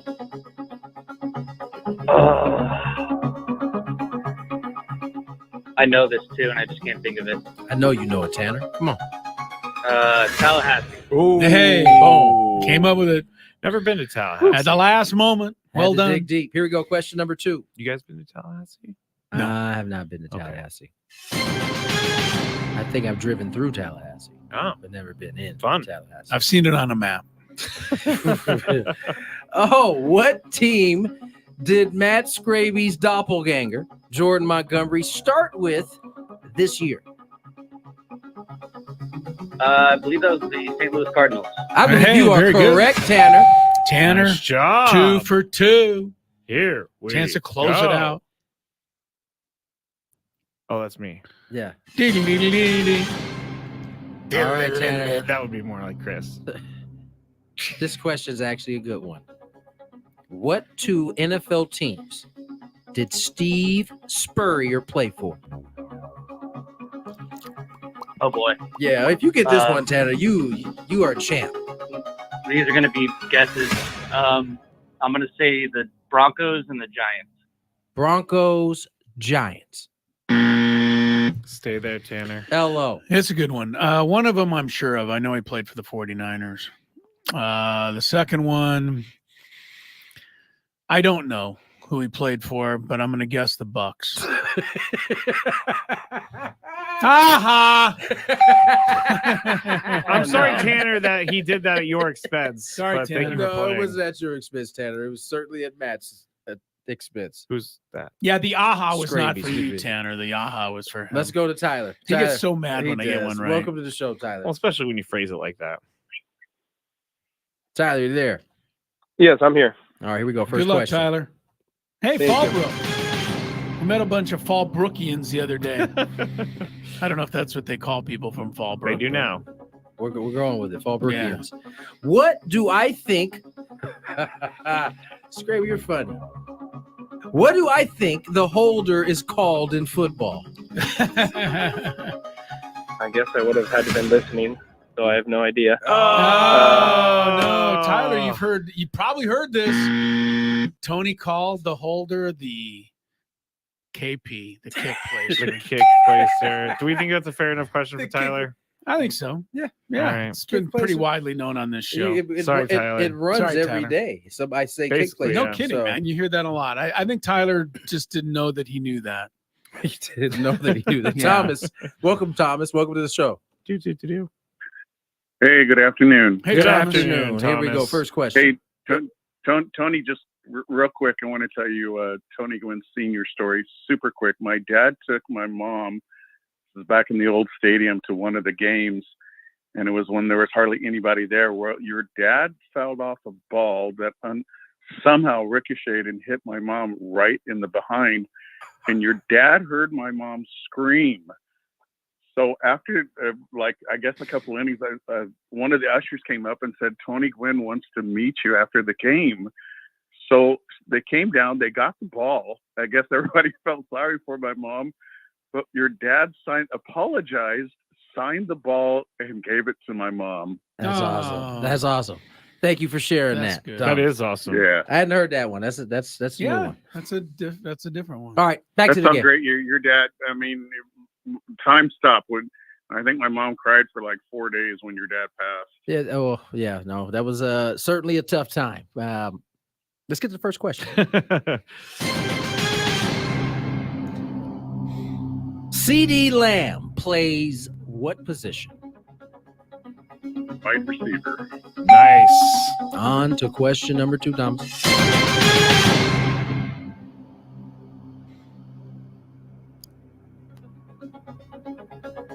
What aquatic sport did Raheem Mostert almost go professional in? Water polo. Oh, I didn't know. I don't know this one. I thought that might have been correct. Raheem Mostert? Correct. I can't think of a whole lot of aquatic sports. Surfing? I think it's the way he answers the question. I'm sorry, Thomas. That really irritates Gravy. I can't think of any aquatic sports. Surfing? I said I can't think of many, and I didn't say it like that. That's the third way you have pronounced my voice on this show.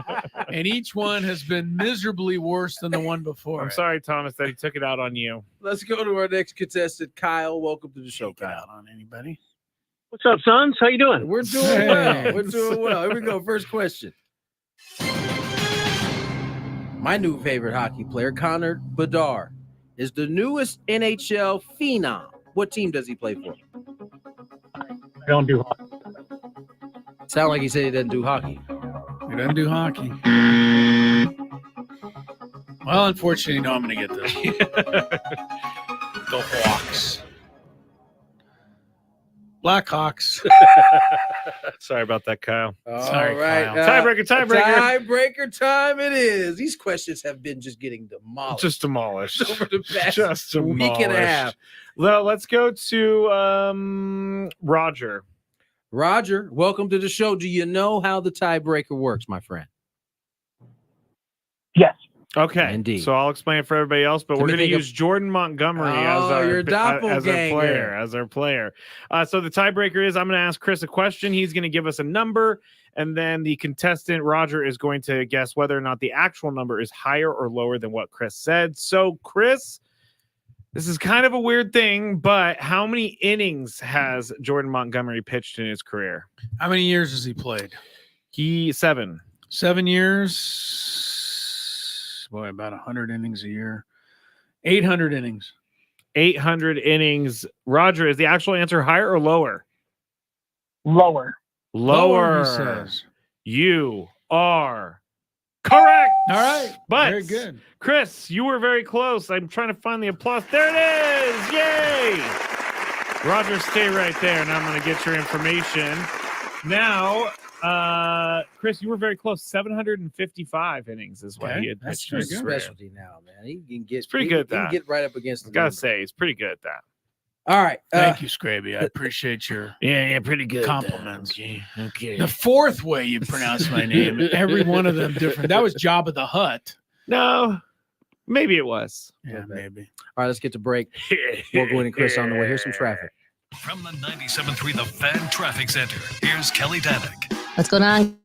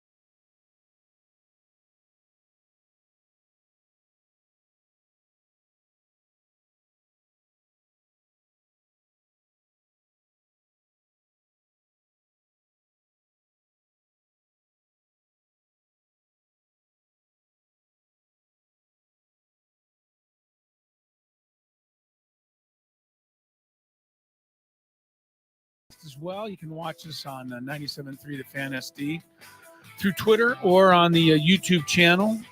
If you're there at YouTube, download 97.3 or just type in 97.3 The Fan search. You'll have to scroll down just a little bit. You'll find our program. And please subscribe. Hit the subscribe button. It's simple. You don't even I can do it. So it doesn't cost you anything. Chris. Well done. And that is good of a recommendation as I can give you. If it's something I can do, you out there can certainly do it as well. Coming up is the Big Five at the bottom of this hour. We're going towards 6 o'clock tonight on the program right now. Going to check in on our fantasy seasons.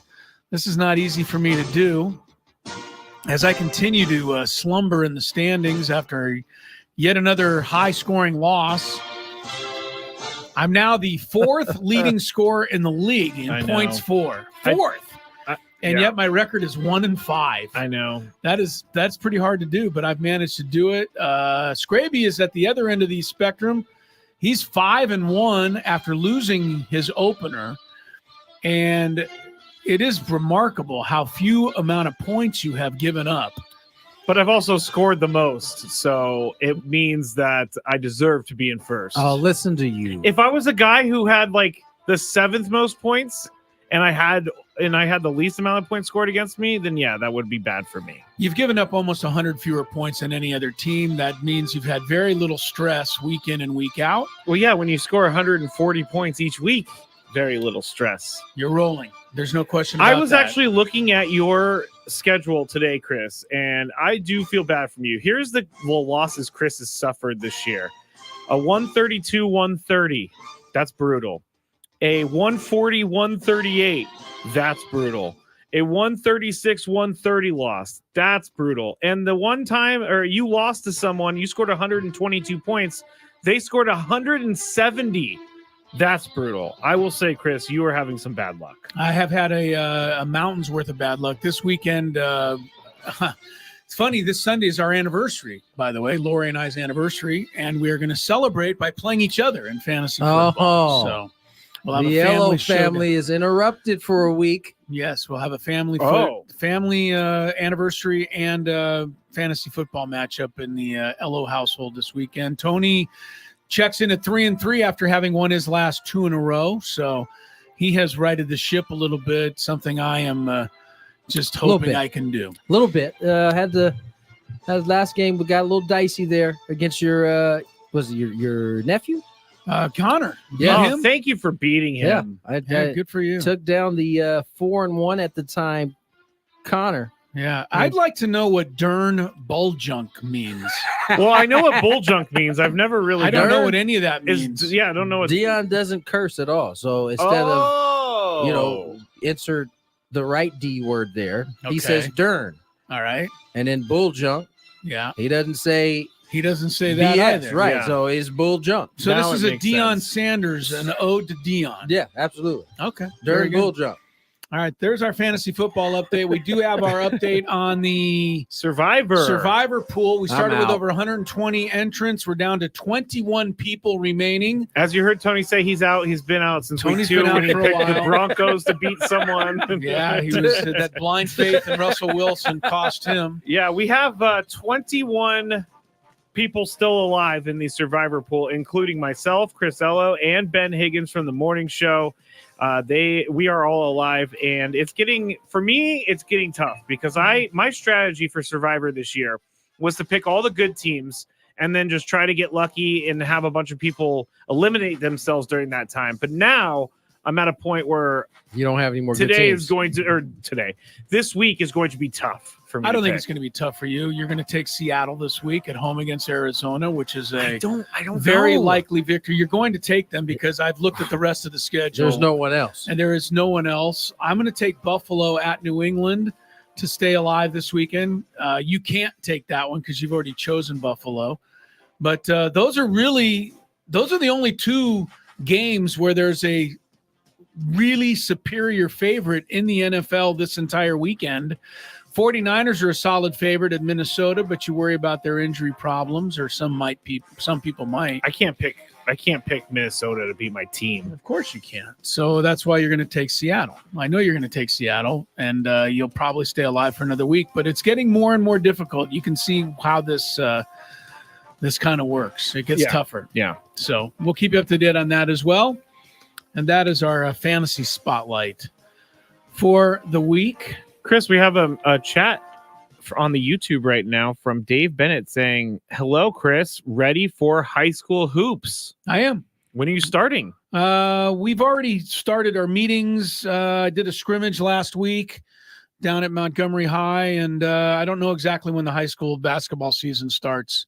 Used to start around Thanksgiving, but I think they've moved everything up a few weeks. Wow, that's way later than I thought. Well, they used to, like many years ago. Yeah, because there was always a Thanksgiving tournament. Yeah, usually. now I think they start the first or second week of November. So as soon as we're ready, I'll start officiating. And we ran into the coach at Rancho Bernardo the other day. Yes, we did. When we were out there at high school, he was already trying to butter me up for a couple of calls. He was trying to butter Chris up too. But the thing is, I'm not good enough official to just cheat in one way or the other, and that's always my comeback to anybody who thinks I have that I'm trying to benefit. I'm trying to benefit one team or the other.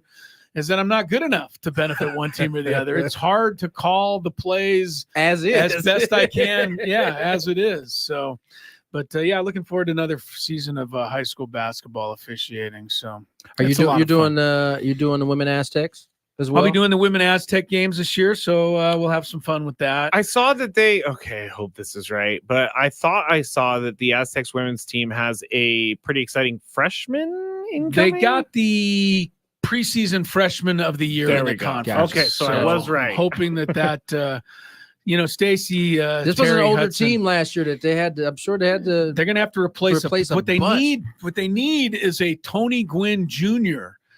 The Stacy Terry Hudson is just so fabulous and fun to work with and does a great job with her team. But she lost her point guard in the transfer portal, and she recruited 2 point guards.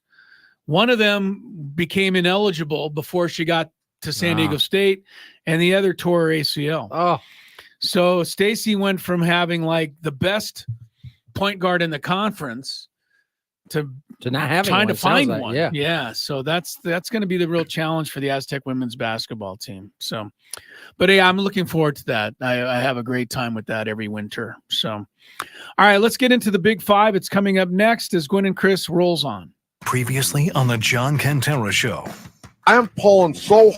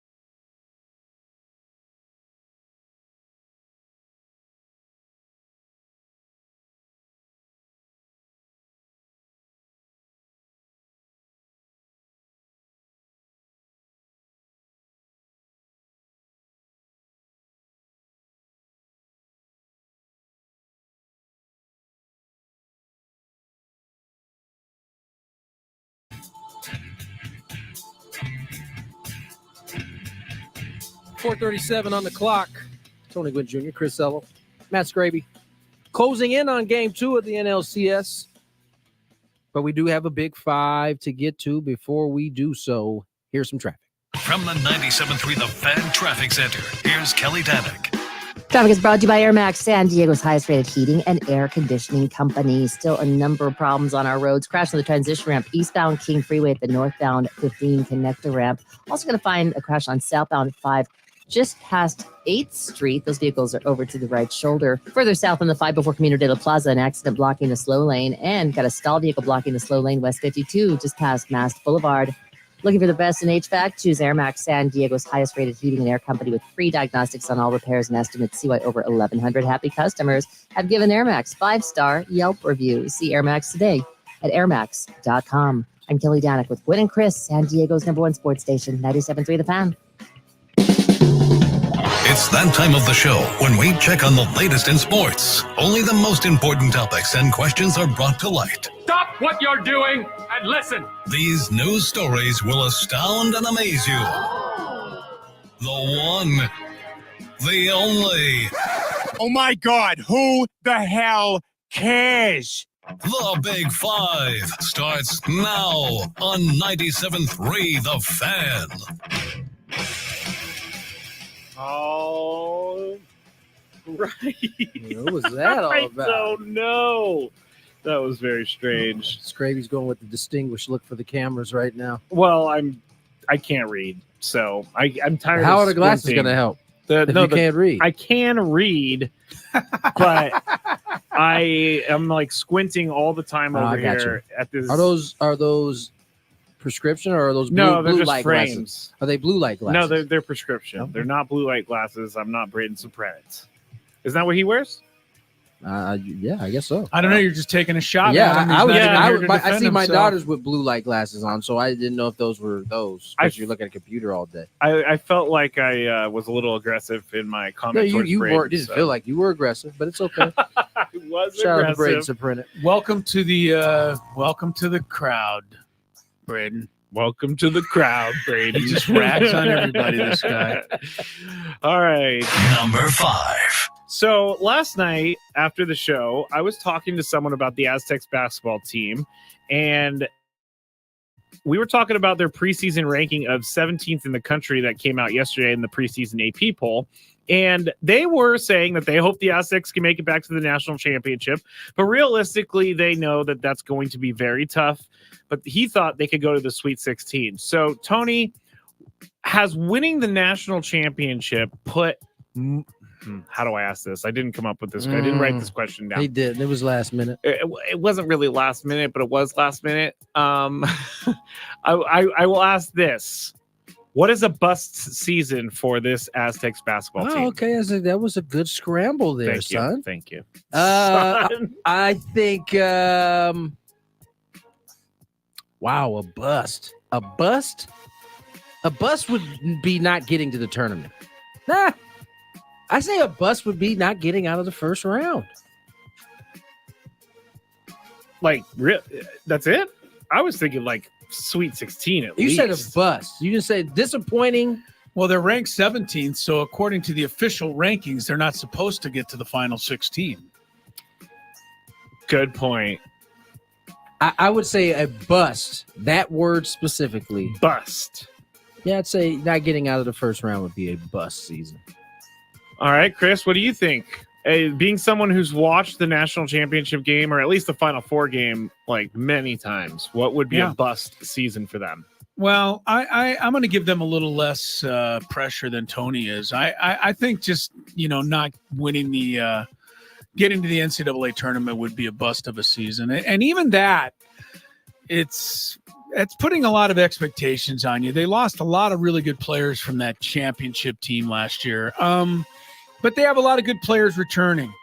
And if they want to be the program they say they are and that they want to be, then really getting to the NCAA tournament ought to be almost Gonzaga-like, which is automatic. I just think they have a tougher road than a Gonzaga has because I think the Mountain West Conference has more teams that are better and that could knock them off. Point. That's a good point. So I'm going to just say just if they don't get to the tournament, it would be a disappointing season. If they go 0-30, I still wouldn't call it a bust. And the reason for that is what they did last year is going to hold a lot of cachet with me for a long time to come. Right. I think if they go 0-30, well, I'm obviously saying that tongue in cheek. We can't get They're by not that going to one. go 0-30. If they never win again, yeah, then the statute of limitations would run out after a little while. Number 4. Major League Baseball insider Bob Nightingale wrote in USA Today, there is a chance Shohei Ohtani returns to the Angels in free agency. He wrote Angels owner Artie Moreno is quote-unquote cautiously optimistic that the 29-year-old superstar could stay in Anaheim, while Nightingale writes the Dodgers are still the favorites to land Ohtani. The return to the Angels is still a possibility that cannot be completely ruled out. Chris, can you see Ohtani being an Angel next season? Ooh.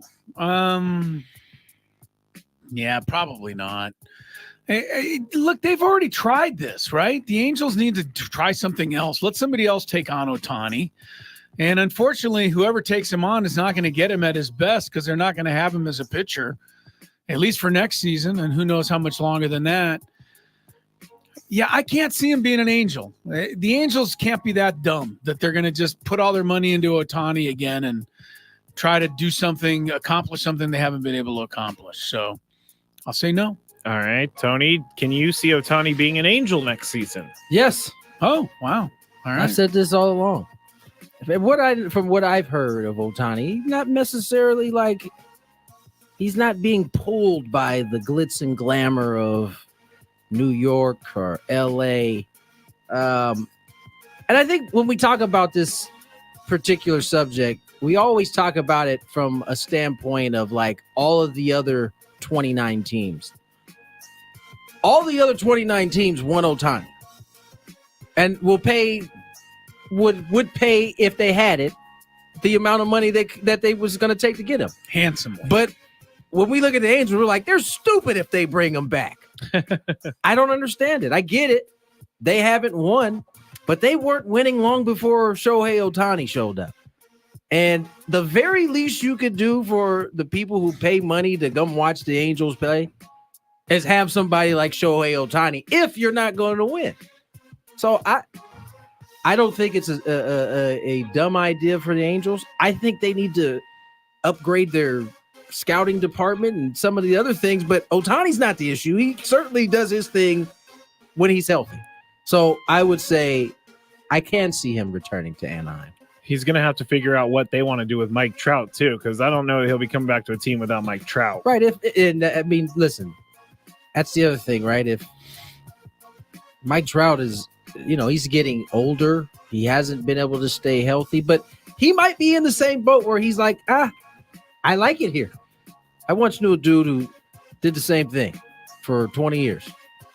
Stayed in a place where everybody's like, man, you should leave, including his son. Oh, yeah, that guy. And he that was you. Yeah. Exactly. Oh. Well, no, it wasn't me. It was my father. I was the son telling him he should stay. You were the son in question. But there. it's the same. You wanted to move to Cleveland? I wasn't going anywhere. He was going to have to move to Cleveland. So it didn't change anything for me. Okay. I was just trying to get him closer to a title at the time. But yes, I think I could see him returning to Anaheim. That's such an interesting to be a fly on the wall for that moment of Tony trying to convince his dad to go to Cleveland. I thought I was really doing something.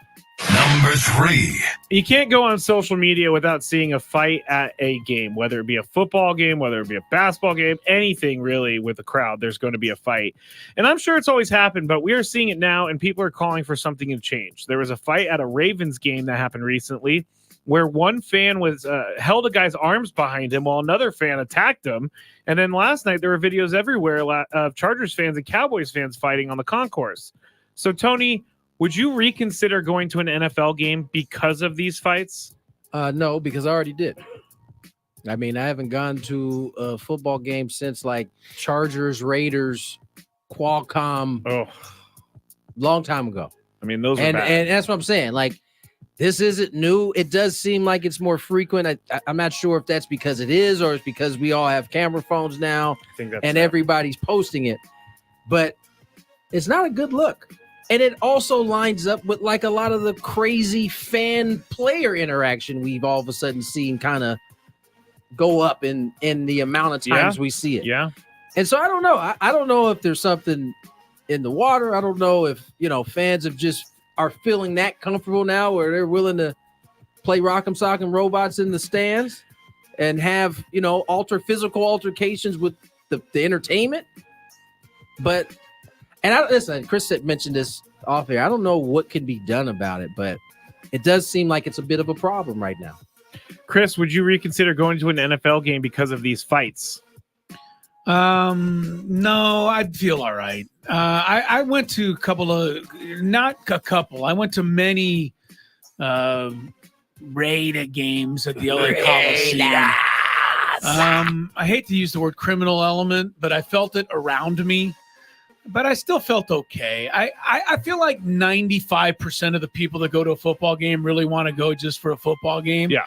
The phones come out for the other 5% of people that are absolute just meatheads and idiots that There's are a lot out of there. meatheads out there. Yes, Yeah, there are. maybe there's a higher percent than 5%. Did you call someone a blockhead before? I think it's more blockhead. blockhead, than meathead? I mean, people that are just stupid enough. When I didn't have kids, it was different. I because they want to go to these type of events. I'm not comfortable taking them there. Okay. I could see that. But you asked if I would go, and I said I would go. I don't know that Lori'd want to go, though. But I went to a Broncos Dolphin game in Denver, had my Dolphin jersey on. I felt safe, but there were fights happening around me. I think in order to get involved in something like that, you have to be a willing participant as well, and I'm not. But I think the NFL needs to step in with some public service announcements. I think they already do. Do they have their players when I was there during games and say, hey, you people, enough with the fighting in the people. stands. No, I don't. Kill. I mean, people like that. I don't know that I saw, because I went to the Rams 49ers week 2. I don't know that I saw any players saying anything, but they put a video message up before the game. But during the game, I do see things like, but I think there's a lot of, you can text now to get people in your section. I think during football games on television, they need to start putting NFL players saying, hey, if you're going to come to our games, behave yourself. That's the other thing is you also it's like a dice roll. Like if you're in the section, like a lot of times you go to those games and it's like far off, it's in a section. But if you happen to be in one of those sections, you're right. I don't know if you saw the one from the Chargers Cowboys. Oh yeah. It looked like about melee. 25, 35 people there. Yeah, almost no way around getting involved in Last year, I went to a Chargers-Titans game, and there was a fight right in front of me, and I put it on my Instagram, still on there, at Matt Skraby, but it was insane because it just affects so many people around you. Like, drinks were being thrown. One of the women got an elbow to the back of the head, and she was just trying to watch the game. I'm not sure if she was concussed, but she looked like she was in a lot of pain. On the stream here on YouTube, they're saying that they need to kick them out of all sporting events. I don't know how you're going to do that unless you have facial rec. I say, if you get into a fight at a football game and you have video proof of you punching someone, you got to go to jail for at least a week. They got jail cells underneath these stadiums. Put them in the jail to a point, a week, 2 weeks, to make sure that no one ever does this again. Because who wants to go to jail for a fight at a football game? Listen, let me tell you, you get enough beers that 2 weeks, we forget about it. Yeah, By the people time don't seem to think about that's that another stuff yes. when they start Dominic throwing punches on our chat says people can't hold their booze, and that's really. exactly I mean, right. that's where it all starts, right? I mean, I would love to believe that it's just pure fandom and it's taken up for your team, but usually the Dolphins are winning. No way, it's the Eagles. Usually there's some adult beverages that have been taken down. Some like at least 20. The There's a lot. pre-gaming in the parking lot, and I'm not blaming anyone because I was the one sneaking bottles of whiskey in the car so that no one saw me. Like, I know what it's like to drink before an NFL game, but I never got into a fight either. I just made a fool of myself. It's a good thing because you might have got lumped up if you got to. I never was a fighter. Good. Never was. Number 2. Much rather drink in my apartment by myself than go and get in fights.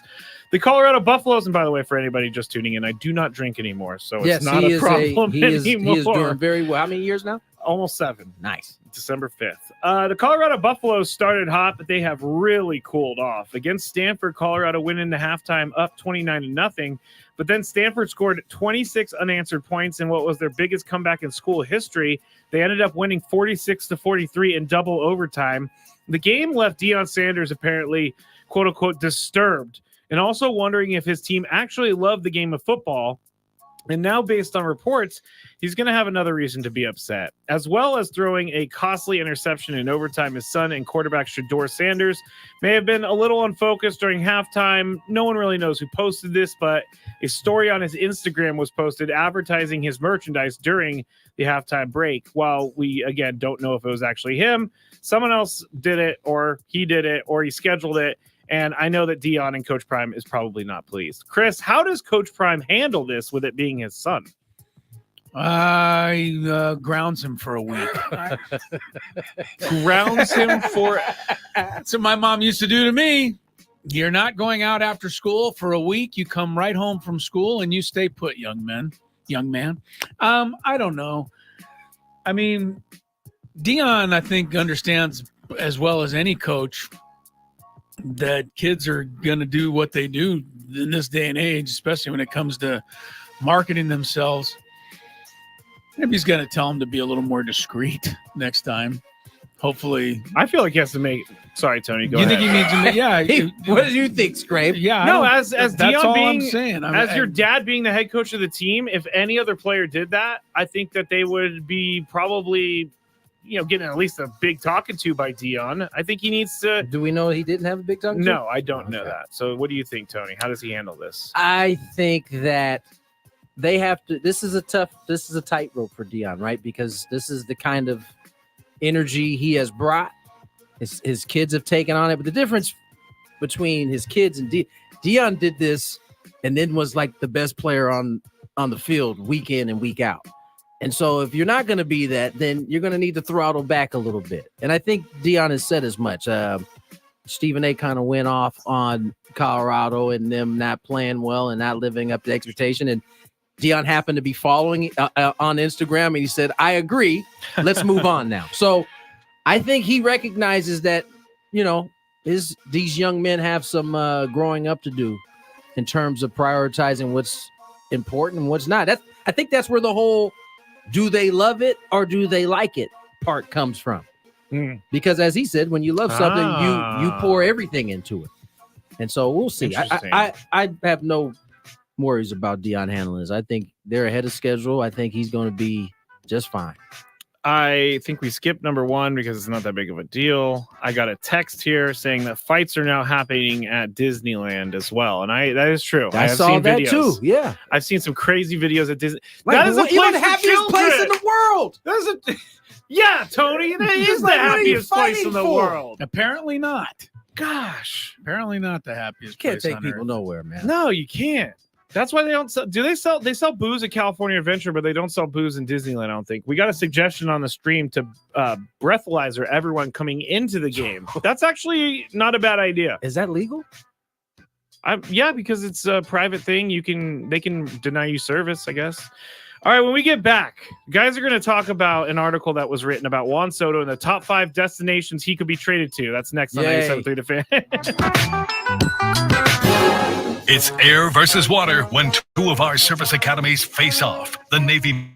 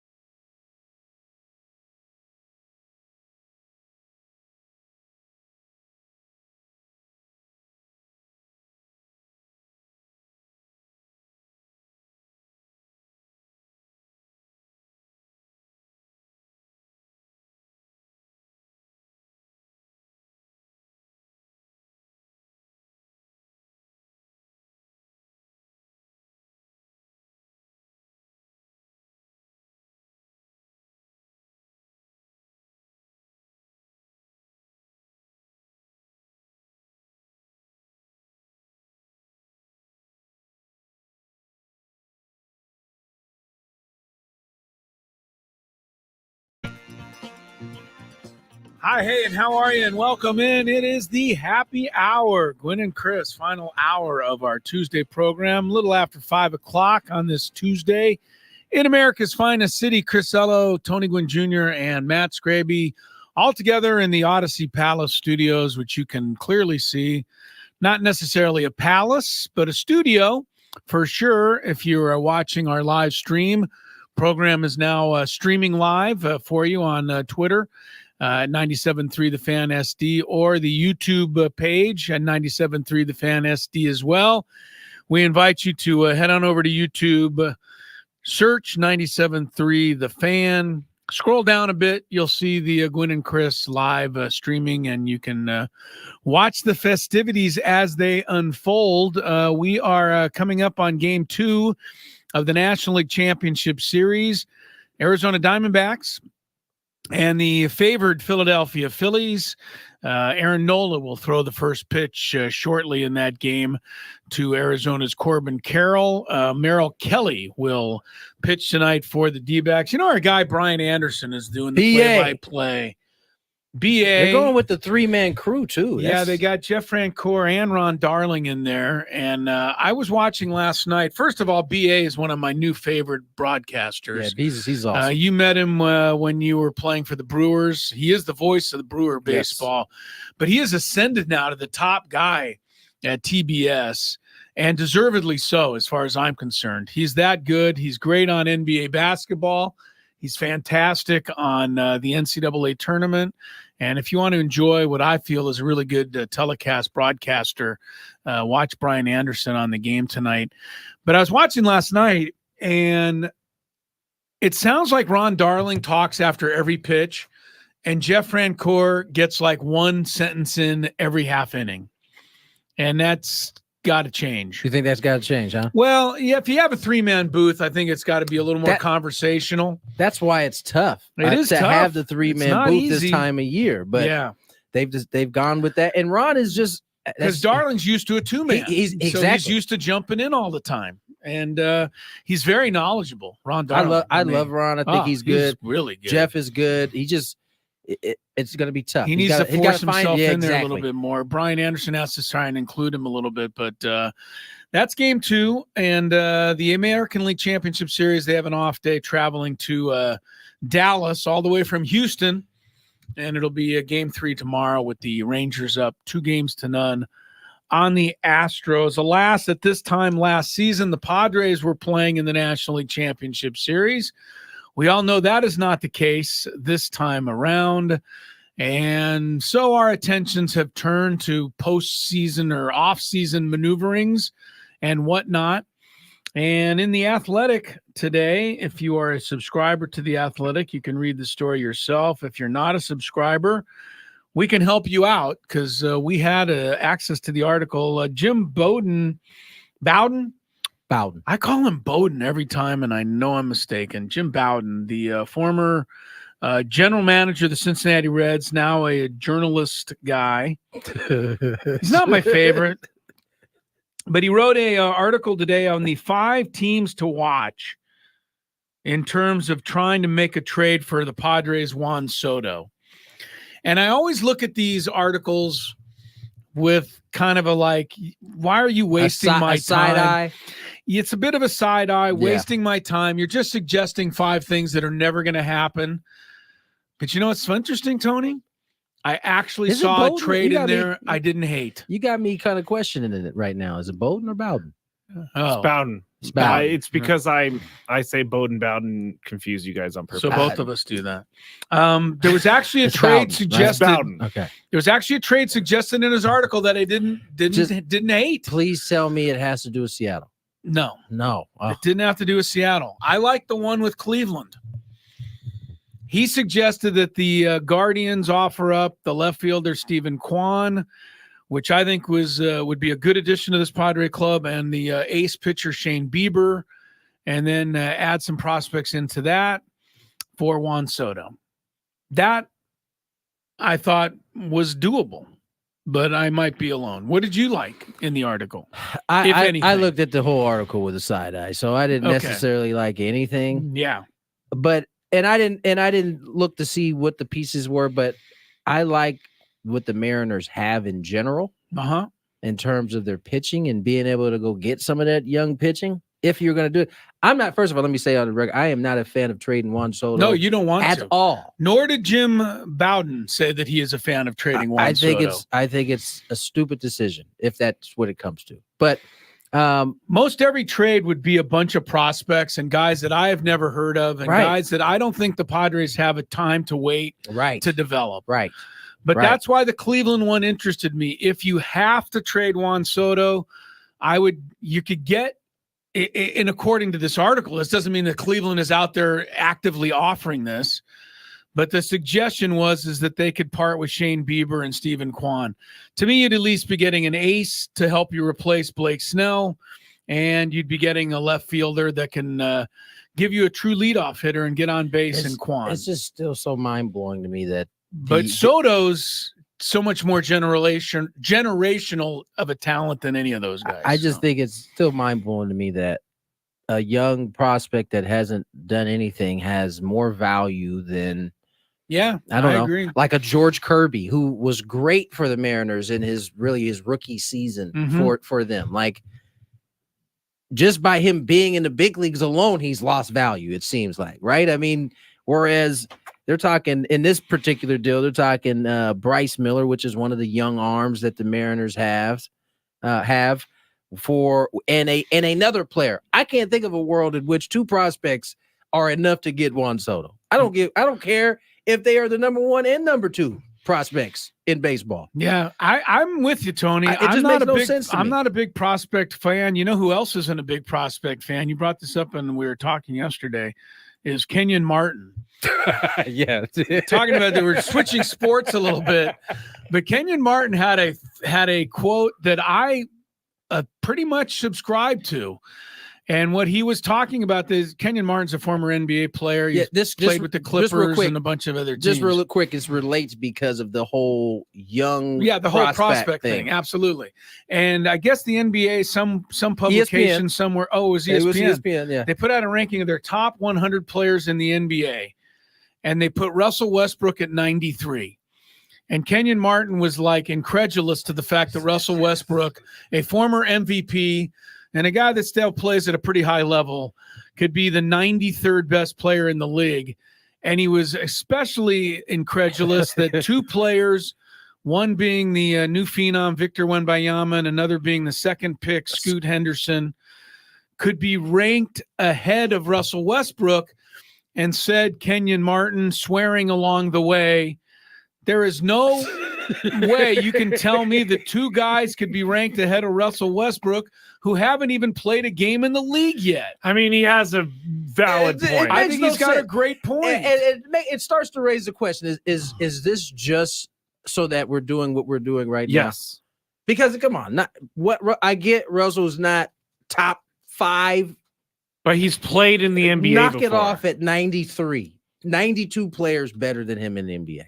And so that brings me back to this Juan Soto thing. Like, I don't care what prospects you're giving me. There's nothing that's going to equate to that because you can't guarantee me, which is what you almost get from me when you get this player, that those guys will be what you say they're going to be. I know. And then there's the argument out there of people who say, you know, I'll use this as an example because it just came to my mind, but many years ago when the Tigers got Doyle Alexander from the Braves and they won the division because of Doyle Alexander, who was a starting pitcher that they knew what they could do, but they gave up John Smoltz. And Braves ended up with John Smoltz for 12 Hall of Fame seasons. Right. And everybody said, what a stupid, that's the kind of reason, that's the cautionary tale. And see, so you need to get prospects, and you got to hang on to your prospects because they can turn out to be John Smoltz. They can, but here's the problem: the Padres in this case are the team that Doyle went to. Right. They are on the cusp, so they don't have time to let John Smoltz become John Smoltz at this point. Yeah, I Do you don't have to- disagree. I'm on the same side as you Yeah, are. no, I'm just I would venting. trade all prospects, almost all of them, and all draft choices in order to try to do everything I can to win right now. Because here's what we can't lose sight of as it pertains to the Padres. As bad as this season was, they are not far off. I really believe that. Like their talent, there are teams going into this offseason that have a lot more to address than what the Padres do in terms of their roster. Hopefully what we saw in September is what we really kind of have here. And I think you have to take some of that with you into the offseason. Yeah, it's an interesting article for those who like this stuff, but I 100% agree with you in the end, Tony.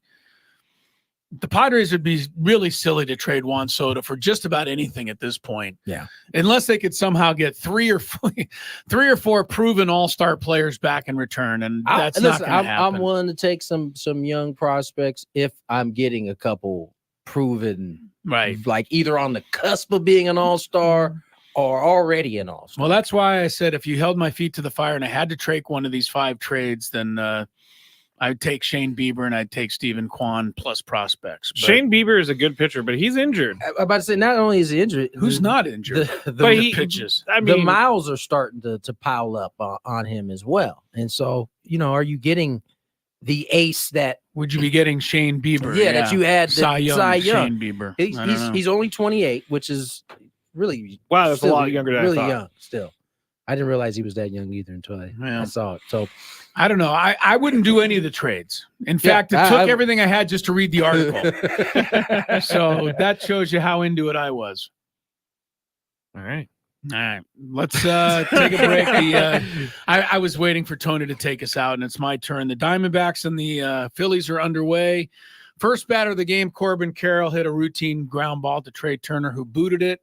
Kick it! Ketel Marte struck out. You're up to date. There's a 1 out and 1 on in the top of the first inning. I forgot to mention this earlier, Tony, but last night Corbin Carroll led off the game with a single and then stayed planted at first base while the 2, 3, and 4 hitters all got out. I tell you what. And I think he's got to try it. You've got to push it. You got to say we're here to play. And same thing tonight. He's on to lead off the game. I think he's got to try it. Couple things he has working against him here. Nola's really quick to the plate. Okay. 2, what they've done really good so far, at least yesterday, Corbin Carroll likes to get, and you saw it in the series before, he likes to get like this kind of walking lead yeah, that nobody has made him stop. And I thought yesterday Wheeler did a good job of making him stop. Yeah. As you're seeing Nola do the same thing here. So it makes it difficult to get a good job. And then on the other thing on that is Realmuto is one of the best catch and throw guys. And I say throw me out. I say go ahead and throw me out and show me you can do it. But I got to push the issue a little if I'm Arizona. They haven't done that yet. We'll check some traffic when we come back. More Gwynn and Chris on the way until 6 o'clock. From the 97.3 The Fan Traffic.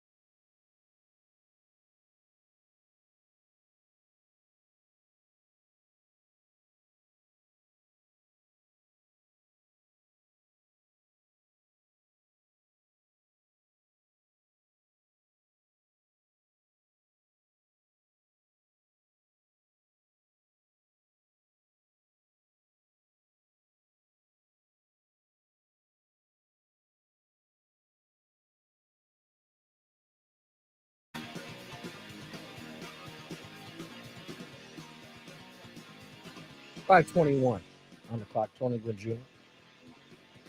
Chris Ello, Matt Skraby. Somebody went deep. Looked like Trey Turner. It was Trey Turner on the second board. batter. The Diamondbacks are one batter ahead of where they were last night. Tonight, they got Kyle Schwarber out, but then the second guy hit a home run, Trey Turner.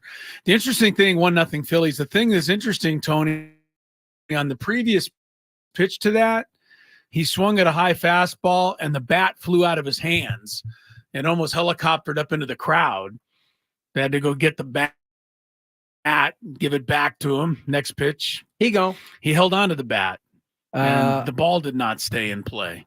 I said this before, but I love postseason baseball. Just watching some of the takes these guys have, especially a guy like Bryce, who is like, they're making good pitches, like right on the corner, just below the zone. And he's barely even offering at it. That's how dialed in these guys are right now. So locked in, and he's almost impossible to get out right now. You think it's loud right now after Trey Turner's homer and Bryce Harper's walk? Yeah, that's the last thing that Arizona could afford. I mean, they had to go in there and try to keep it quiet for a little while. At least a little bit, right? But take him out of the game. Yeah, when the second guy hits a home run, they just start the party in Philadelphia, and you're in trouble. Where they're not having a party right now is in Oakland. The Oakland A's, at least at this point, and it's not 100%. I want to stress that, but it looks like they'll be moving. It's not 100%. It's not 100%. What is the percent that's still left that they could stay? I don't know what the percentage was, but we finished. We played the second to last series, right? Or second to last road series. No, where'd we go at the end? Was it Oakland, Chicago, the end of the season? White Sox was your last series. Yeah. The series before that was in Oakland, though, right? Yes. Something like that. So a lot of Hold on, I have this schedule for it's some right behind reason. you. No, that's 2024. I have Oh, they took the 2023 down already, huh? Oh, it was Giants. It was Giants. So the trip before we went to Oakland, and a lot of the folks there kept saying they kept making it a point that it wasn't a done deal yet. You know, they definitely alluded to the fact that it's more likely than not, but it's not a done deal. There still has to be a vote in Vegas. That being said, Trevor May, former Oakland A pitcher, sounded off on his podcast. And he basically, as a player, former employee who probably had to keep his mouth shut during the year, he pretty much said what I think everybody else is thinking. Yeah. Now that it's official. I didn't know we actually had the sound. No. Poor communications here. My bad. I mean, we did talk about it. Stop it. Play the sound. Now that it's official, to the A's organization and every single person part of it, I love all of you. Every single one of you, except for one guy. And we all know who that guy is. Sell the team, dude. I tried to get a sell shirt. It didn't get here fast enough. Sell it, man. Let someone who actually takes pride in the things they own something. There's actually people who give a shit about the game. Let them do it. Take mommy and daddy's money somewhere else, dork. And also, if you're gonna just be a greedy own it. There's nothing weaker than being afraid of cameras. So that's one thing I really struggled with this year, was not just eviscerating that guy. Do what you're gonna do, bro. You're whatever. You're a billionaire. They exist. You guys have all this power. You shouldn't have any because you haven't earned any of it. But anyway, whatever. It is what it is. Reality is you got handed everything you have, and now you're too soft to sit and stand in front or take any responsibility for anything you're doing. Yeah, whatever. Oakland is Oakland. You can make all the cases. Oh, it's not a great city. Blah, blah, blah, blah, blah, blah, blah, blah, blah. But you're putting hundreds, if not thousands, of people out of work that have worked somewhere for decades, and you haven't acknowledged that at all. So just be better. That's all we're asking. Just be a human being. Have that, Trevor May. My. If he feels like that and he's now getting that out, think about what other people in that organization feel like that don't have that platform. Yeah, man. That is as clean as it can be. Yeah, please speak for everybody in baseball, everybody in Oakland, everybody surrounding the game. And you know, the thing he said last in there about the guy just kind of hiding behind his billions and not even being out in the public in any way, shape, or form. I think that really frustrates a lot of people too. Yeah. You know, I mean, the guy basically decided to sit behind, curtains and, make all these backroom deals and bargains to move the A's away from the fans who love them, and basically spent years and years tearing down the franchise that was one of the more successful ones in all of baseball.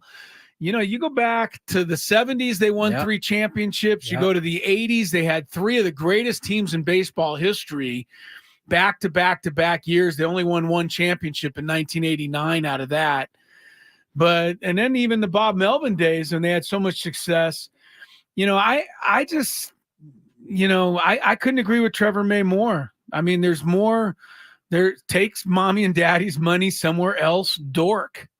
He called him a dork. Pretty solid as far as I'm concerned. And the thing is, there's not going to be any comeback to it from John Fisher, because he doesn't say anything to anybody. No, he just sits behind his, millionaire, billionaire palace, wherever he is. It's like you said, if you're going to kick me where it counts, you should at least show your face.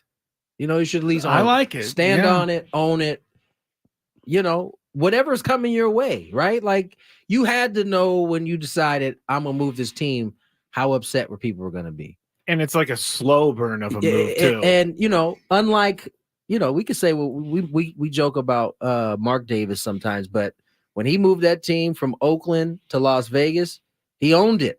He stood out there. Now, he might have done some of the blame game that Fisher's done, but at least his face was shown. At least he was talking to the media. At least he seemed to empathize with the fact that there are people that were going to lose their jobs. For Fisher, there's been nothing, literally nothing. You haven't heard a word. I think he spoke maybe a few weeks before the season ended. There was one interview with him that finally came out on sportsillustrated.com. Yeah. I mean, if it wasn't for the social media world, nobody even would have seen the interview.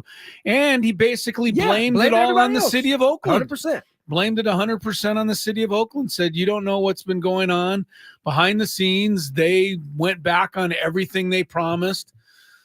That was his excuse. Yeah. So it was just, I guess it's refreshing to hear a player go that route. Good on you, Trevor. Now, May. he did do it as he was walking out the door.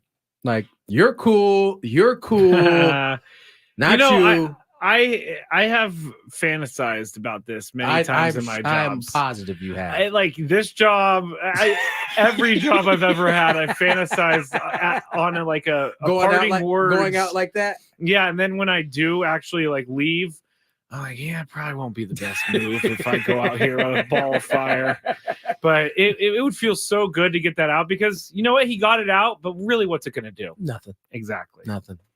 Gave us something to talk about. That's for sure. I think he's also trying to promote his Twitch, which he did a really good job of. So tell you what, brilliant marketing. If you're gonna have your first first Twitch, that's the way you go about it, right there. Yeah, he had cool whooshing sounds. That wasn't you. That was no, that was all from the video. I thought that was you coming in hot. Coming in hot, Chris says. It's the way to go.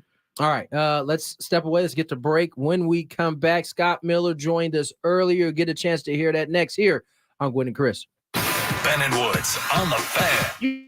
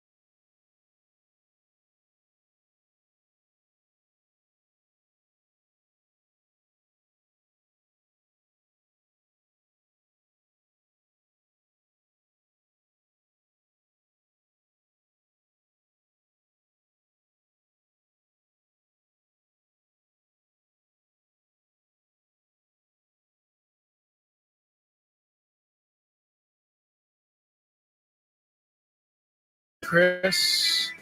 On 97.3 The Fan, Ra'anana leads the Minnesota Timberwolves 34-25. Yeah, that's an actual score from the NBA preseason. Does anybody follow the NBA preseason? Like even the hardest core NBA fans? Skraby doesn't. We know you evidently. don't. Sorry. You don't even follow the regular NBA season. Not until it matters. It matters all the time. I follow it. I Do follow you? the Lakers. Do you know what's going on? Like with the Lakers preseason, what's their record? I think they're 1-3. 1-3. I don't know. You got me. I mean, if you don't know, I certainly don't know. Let me see if I can find it real quick. It is. Looks like 2-3. 2-3. God, they played a lot of preseason games. 5 preseason games already for the Lakers. 2-3. The NBA preseason. I think it's fun for the cities where they host games, and people that maybe don't have NBA teams can go out and see some of these guys come in and play. Although very few of the real stars play in these, preseason games, but get a glimpse of LeBron James. That's a big deal. I remember they used to have a Laker game in San Diego every year, and it was, well attended, well thought of down here. I guess we no longer qualify for that. Yeah, once you have the condensation coming through the floor. That was the end of that. When it's defending champions are in the building. Yeah. Steph Curry slips. That's No probably not coming back. Do you guys remember when I went and saw the Lakers play in a preseason game? LeBron was joking about your young shirt. Yes. According to you, or did that really happen? It really according to happened. Skraby. It really happened. No, No, the picture is him looking at me. You think he's looking pointing. at you. Okay, so what happened was I was covering it for the station. Wait a second. Were you coming from a squash game? I was not, Chris. I almost just gave you something that I can't do it to the camera. The cameras are here now, Almost buddy. did it. No, so I was covering the game and I wore a shirt that was a little too short. And so By short, you mean like if you put your hands up like this? yes, Your it belly would was hanging out? Yes. And so I was very careful about it, but then I was like starstruck to see LeBron. And so I kind of like waved and I put my arm up and my shirt probably came up and then he started pointing at me. And then he looks at his teammates. He says something. Everybody turns their heads at me and they all start laughing. And I'm like, what was that about? They were totally laughing at me. And then I felt so self-conscious the rest of the day. It was bad news. You know, they are now that there's cameras in here, you're going to have to address your short shirt thing sometime because you've gotten better. There was a time where you had the short shirts often. Yeah, I don't do that anymore. Yeah, I don't want to. I'm glad that you changed that. You know what I before these did? cameras came in. Me too. Me too. I ended up getting the extra long shirts. There you go. So It's an improvement. Next Tuesday night, the NBA season opens up. Lakers at Denver, Phoenix at Golden State. Yeah. This isn't hockey. It might be worth watching the stream just to see the reactions on Skraby's face when I torch him throughout the program. For what? For what? For all of the good one-liners I get off that affect you. Okay. He's trying not to admit that it affects him now. I like it. Nothing affects me. No, Are you no. serious? You are a man of you are the coolest cucumber. Cool as the other side of the pillow. Yes. Phillies won, Diamondbacks nothing. They're in the bottom of the second inning. Trey Turner hit a solo home run in the bottom of the first. Phillies batting, 2 outs, bases empty, 1-0. And the Phillies lead the series 1-0. We talked some more baseball with Scott Miller earlier. New York Times, great baseball writer, talked about these playoff championship series and other topics. Here's a little listen into that after we check traffic. From the 97.3 The Fan Traffic Center, here's Kelly Danick. Well, for some reason, folks are having a tough time navigating our roads this afternoon. Let's start with the North County. Eastbound 78 at the southbound 15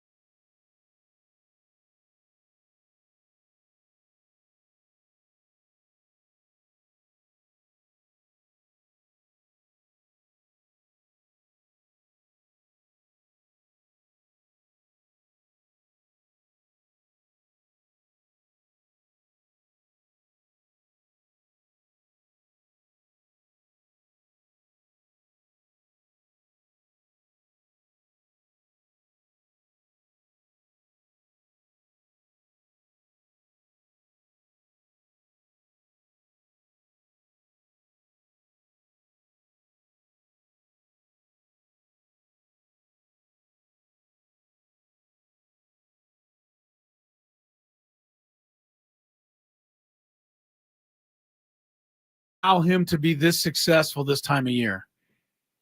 I think Chris, he's got as good of combination as anybody ever of strategic decisions, knowing what he needs to do when he needs to do it, especially with the bullpen. He's just been a master. I mean, you go from those San Francisco bullpens when they were winning 3 World Series, Javier Lopez and Sergio Romo and Jeremy Affeldt.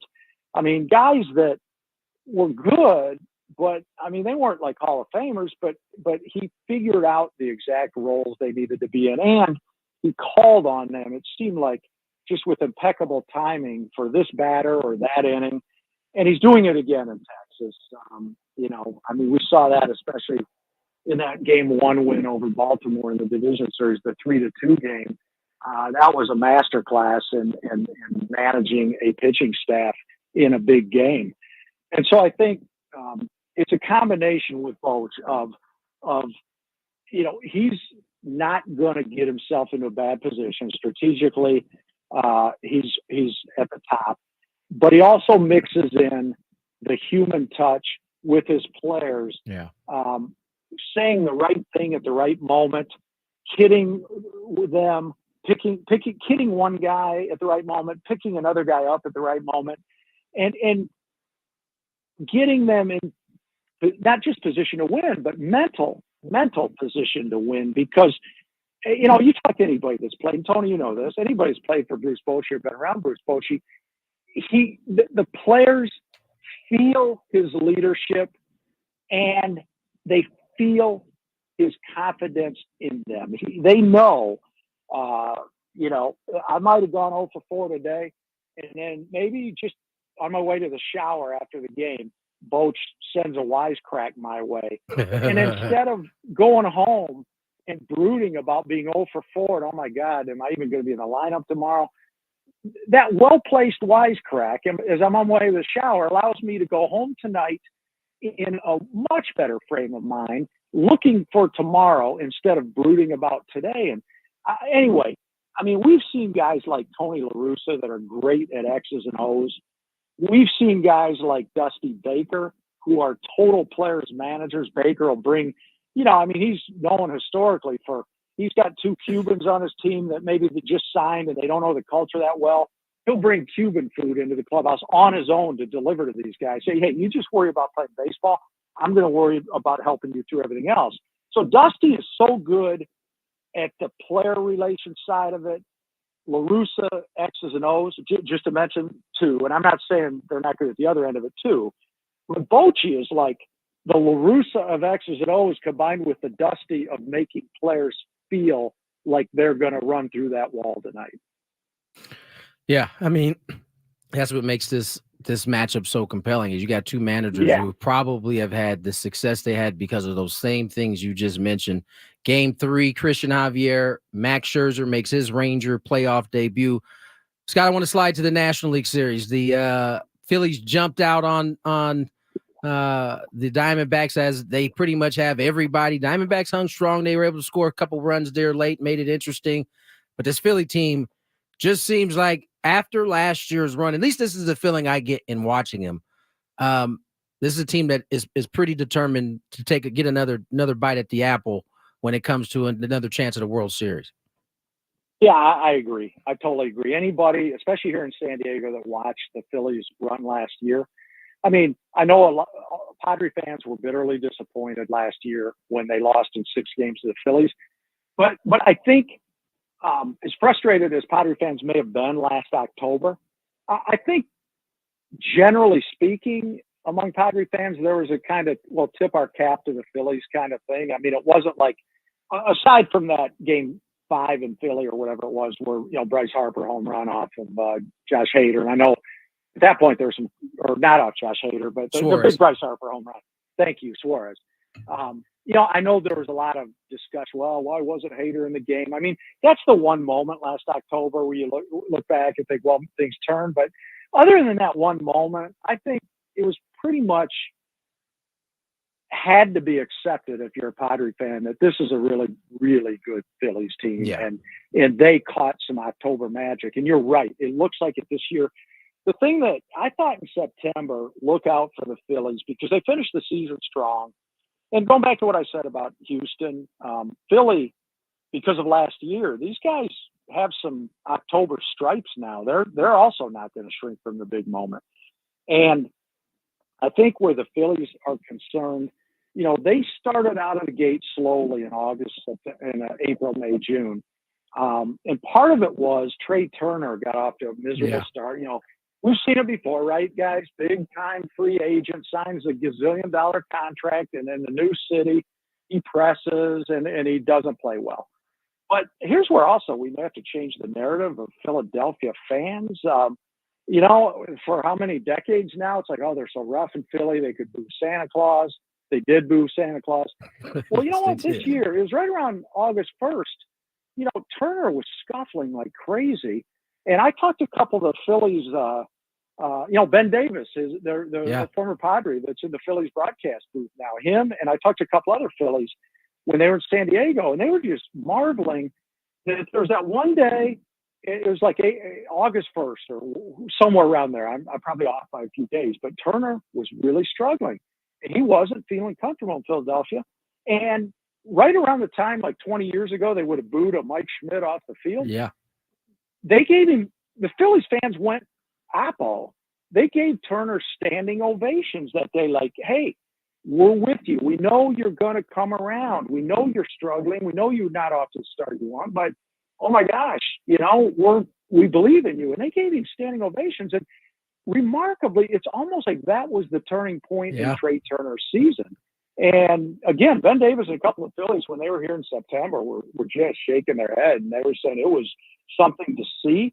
And it got Trey Turner going. He hasn't stopped since. So, now you got Schwarber hasn't hit yet in October. He hit the home run, leadoff homer last night.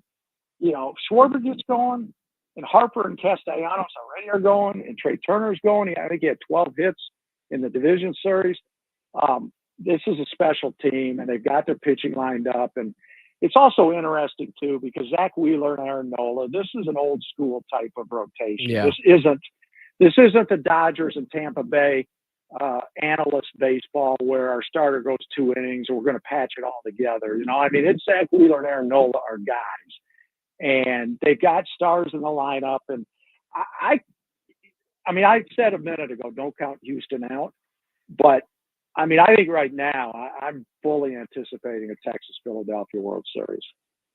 Scott Miller is with us talking baseball, and always great to have Scott aboard. Scott, you touched on the Dodgers, you touched on the Rays, along with the Orioles and the Braves. These were the 4 teams that won 99 or more games this year. And those 4 teams, when they combined 1-11 in postseason play, all 4 teams were swept out of the playoffs immediately. Leave out the wild card buy time and the downtime. Which of these 4 rosters really needs to look at itself going forward, and which of these 4 rosters needs to say, hey, this is just baseball being baseball, and we got to continue down the path? I would say probably the Dodgers to start, just off the top of my head, just because of the pitching that I just mentioned, especially, I mentioned Zach Wheeler and Aaron Nola. The Dodgers this year kind of got part of it was by necessity, right? A year and a half ago, Walker Buehler was all set to take the baton from Clayton Kershaw in the perfect Dodgers world. As Kershaw broke down this year and got older, Buehler was going to be the number 1 guy, and he was going to just the way the Dodgers had it set up, it was going to be seamless. Then, of course, Buehler's out all year. They couldn't have planned on Arias, the domestic violence incident that got him banished for the season. That's not something the Dodgers necessarily could have planned on, even though it was his second occurrence. I know the Dodgers thought we've been through it once with this guy. He's gone through training. Hopefully he's matured, but he didn't. So they did have some bad breaks, but they also, at the trade deadline, Andrew Friedman, Lance Lynn was the only guy he brought on. And, of course, Lynn led the American League in home runs at the time. And after going to the Dodgers, especially in the playoffs. He gave up the 4 home runs in 1 inning against Arizona. So I think the Dodgers, when Buehler was down and Kershaw went down, they had a lot of games this year that were like basically bullpen games. And you wouldn't think a team with one of the top 3 or 4 payrolls in the National League, I don't think you would expect them to be trying to piecemeal games together with one bullpen game after another. I think you can argue with the development of Julio Urias as well. I mean, they don't. It's like they know they're going to be in October, so they don't really spend a lot of time developing starting pitching like Urias to go, start on opening day and go 7 innings all the way through the season. It's like they train them to go 4 or 5 innings early and slow play them for a while, and then try to bring them to where they're going to be peaking at the end of the year. And it hasn't worked the last few years. So that's why I think they have to look at their pitching and the way they're developing their pitching and maybe rethink, the depth angle where if we have 15 pitchers, but only one guy that can go 7 innings a night, maybe that's not equal to having 3 guys that can go 7 innings and then a strong bullpen after that. Scott, last one for me, and it's probably off the radar of most people, but Trevor Bauer, all this Dodger talk has sparked that kind of question mark in my head. And what happens with him now? Do you see a team signing him based off of the information that's out right now? Yeah, I mean, he had a pretty good year in Japan, then I think he got hurt. But it's funny, talking to some of my friends in the Japanese media, they said he was very popular in Japan. And I know a lot of it was because he promotes himself, right? He's got his own videos he does and things like that. And he promotes himself as being very fan friendly. But whether he's rehabbed his image enough in that 1 year in Japan to come back, it's hard to say. I think I would say no. I would say, given the baggage and the ugly stories that surround him, I would think maybe it's going to take a couple more years to rehab that image. Now, the only thing I think going in his favor right now is late in September when, he and the woman who his accuser, when they dropped their mutual suits, they were suing each other and she was suing him and then they dropped it. So now that all the court stuff's done, he can, even if a lot of his personal behavior appears to be reprehensible, he can at least now take the high road if he's trying to get a major league job and say, look, she dropped her suit against me. What else do you want me to do? There's nothing I can do. I've told you I'm innocent. She dropped her suit. So that's, to me, the card he plays if he is to come back this year. But I think it's 50-50 if any city will accept him. Yeah. Scott, as always, man, it's been too long. We need to get you on here a little bit more often. Thanks for coming on, spending some time with us, talking some baseball. We'll do it again soon. Look forward to it, guys. Always enjoy talking baseball with 2 of my favorite guys in San Diego. Thanks, Scotty. Indeed. Appreciate you, Scotty. Scotty Miller. All right, there he goes. And there goes the balls. Kyle Schwarber just hit another home run for the Philadelphia Phillies. Don't let him get going. This is a recording, right? I mean, it seems like every night Schwarber goes deep. This was one of his cheapies, a front row shot on the line drive to right field. It's made the score now. Philadelphia 2, Arizona 0. Phillies batting in the bottom of the 3rd. Trey Turner had homered earlier. Phillies with a 1-0 series lead. My instinct that the Diamondbacks would come back and even the series tonight seems like, something that's not going to happen. They don't have a hit yet against Aaron Nola. So something that's not going to no, happen. it's not looking very good. 2-0 Phillies. We'll see how that plays out. Bottom of the 3rd inning. More Gwynn and Chris tomorrow starting at 2 o'clock. Full 4 hours on the program with you. Oh, yeah, my camera's gone totally cattywampus. It follows you when you went out the room. And then it didn't pick me back up? There I am. You got to wave to it when you come back and say, hello, camera. Bye, everybody. We'll see you tomorrow at 2. And you can stream us on 97.3 The Fantasy YouTube channel. Bye-bye.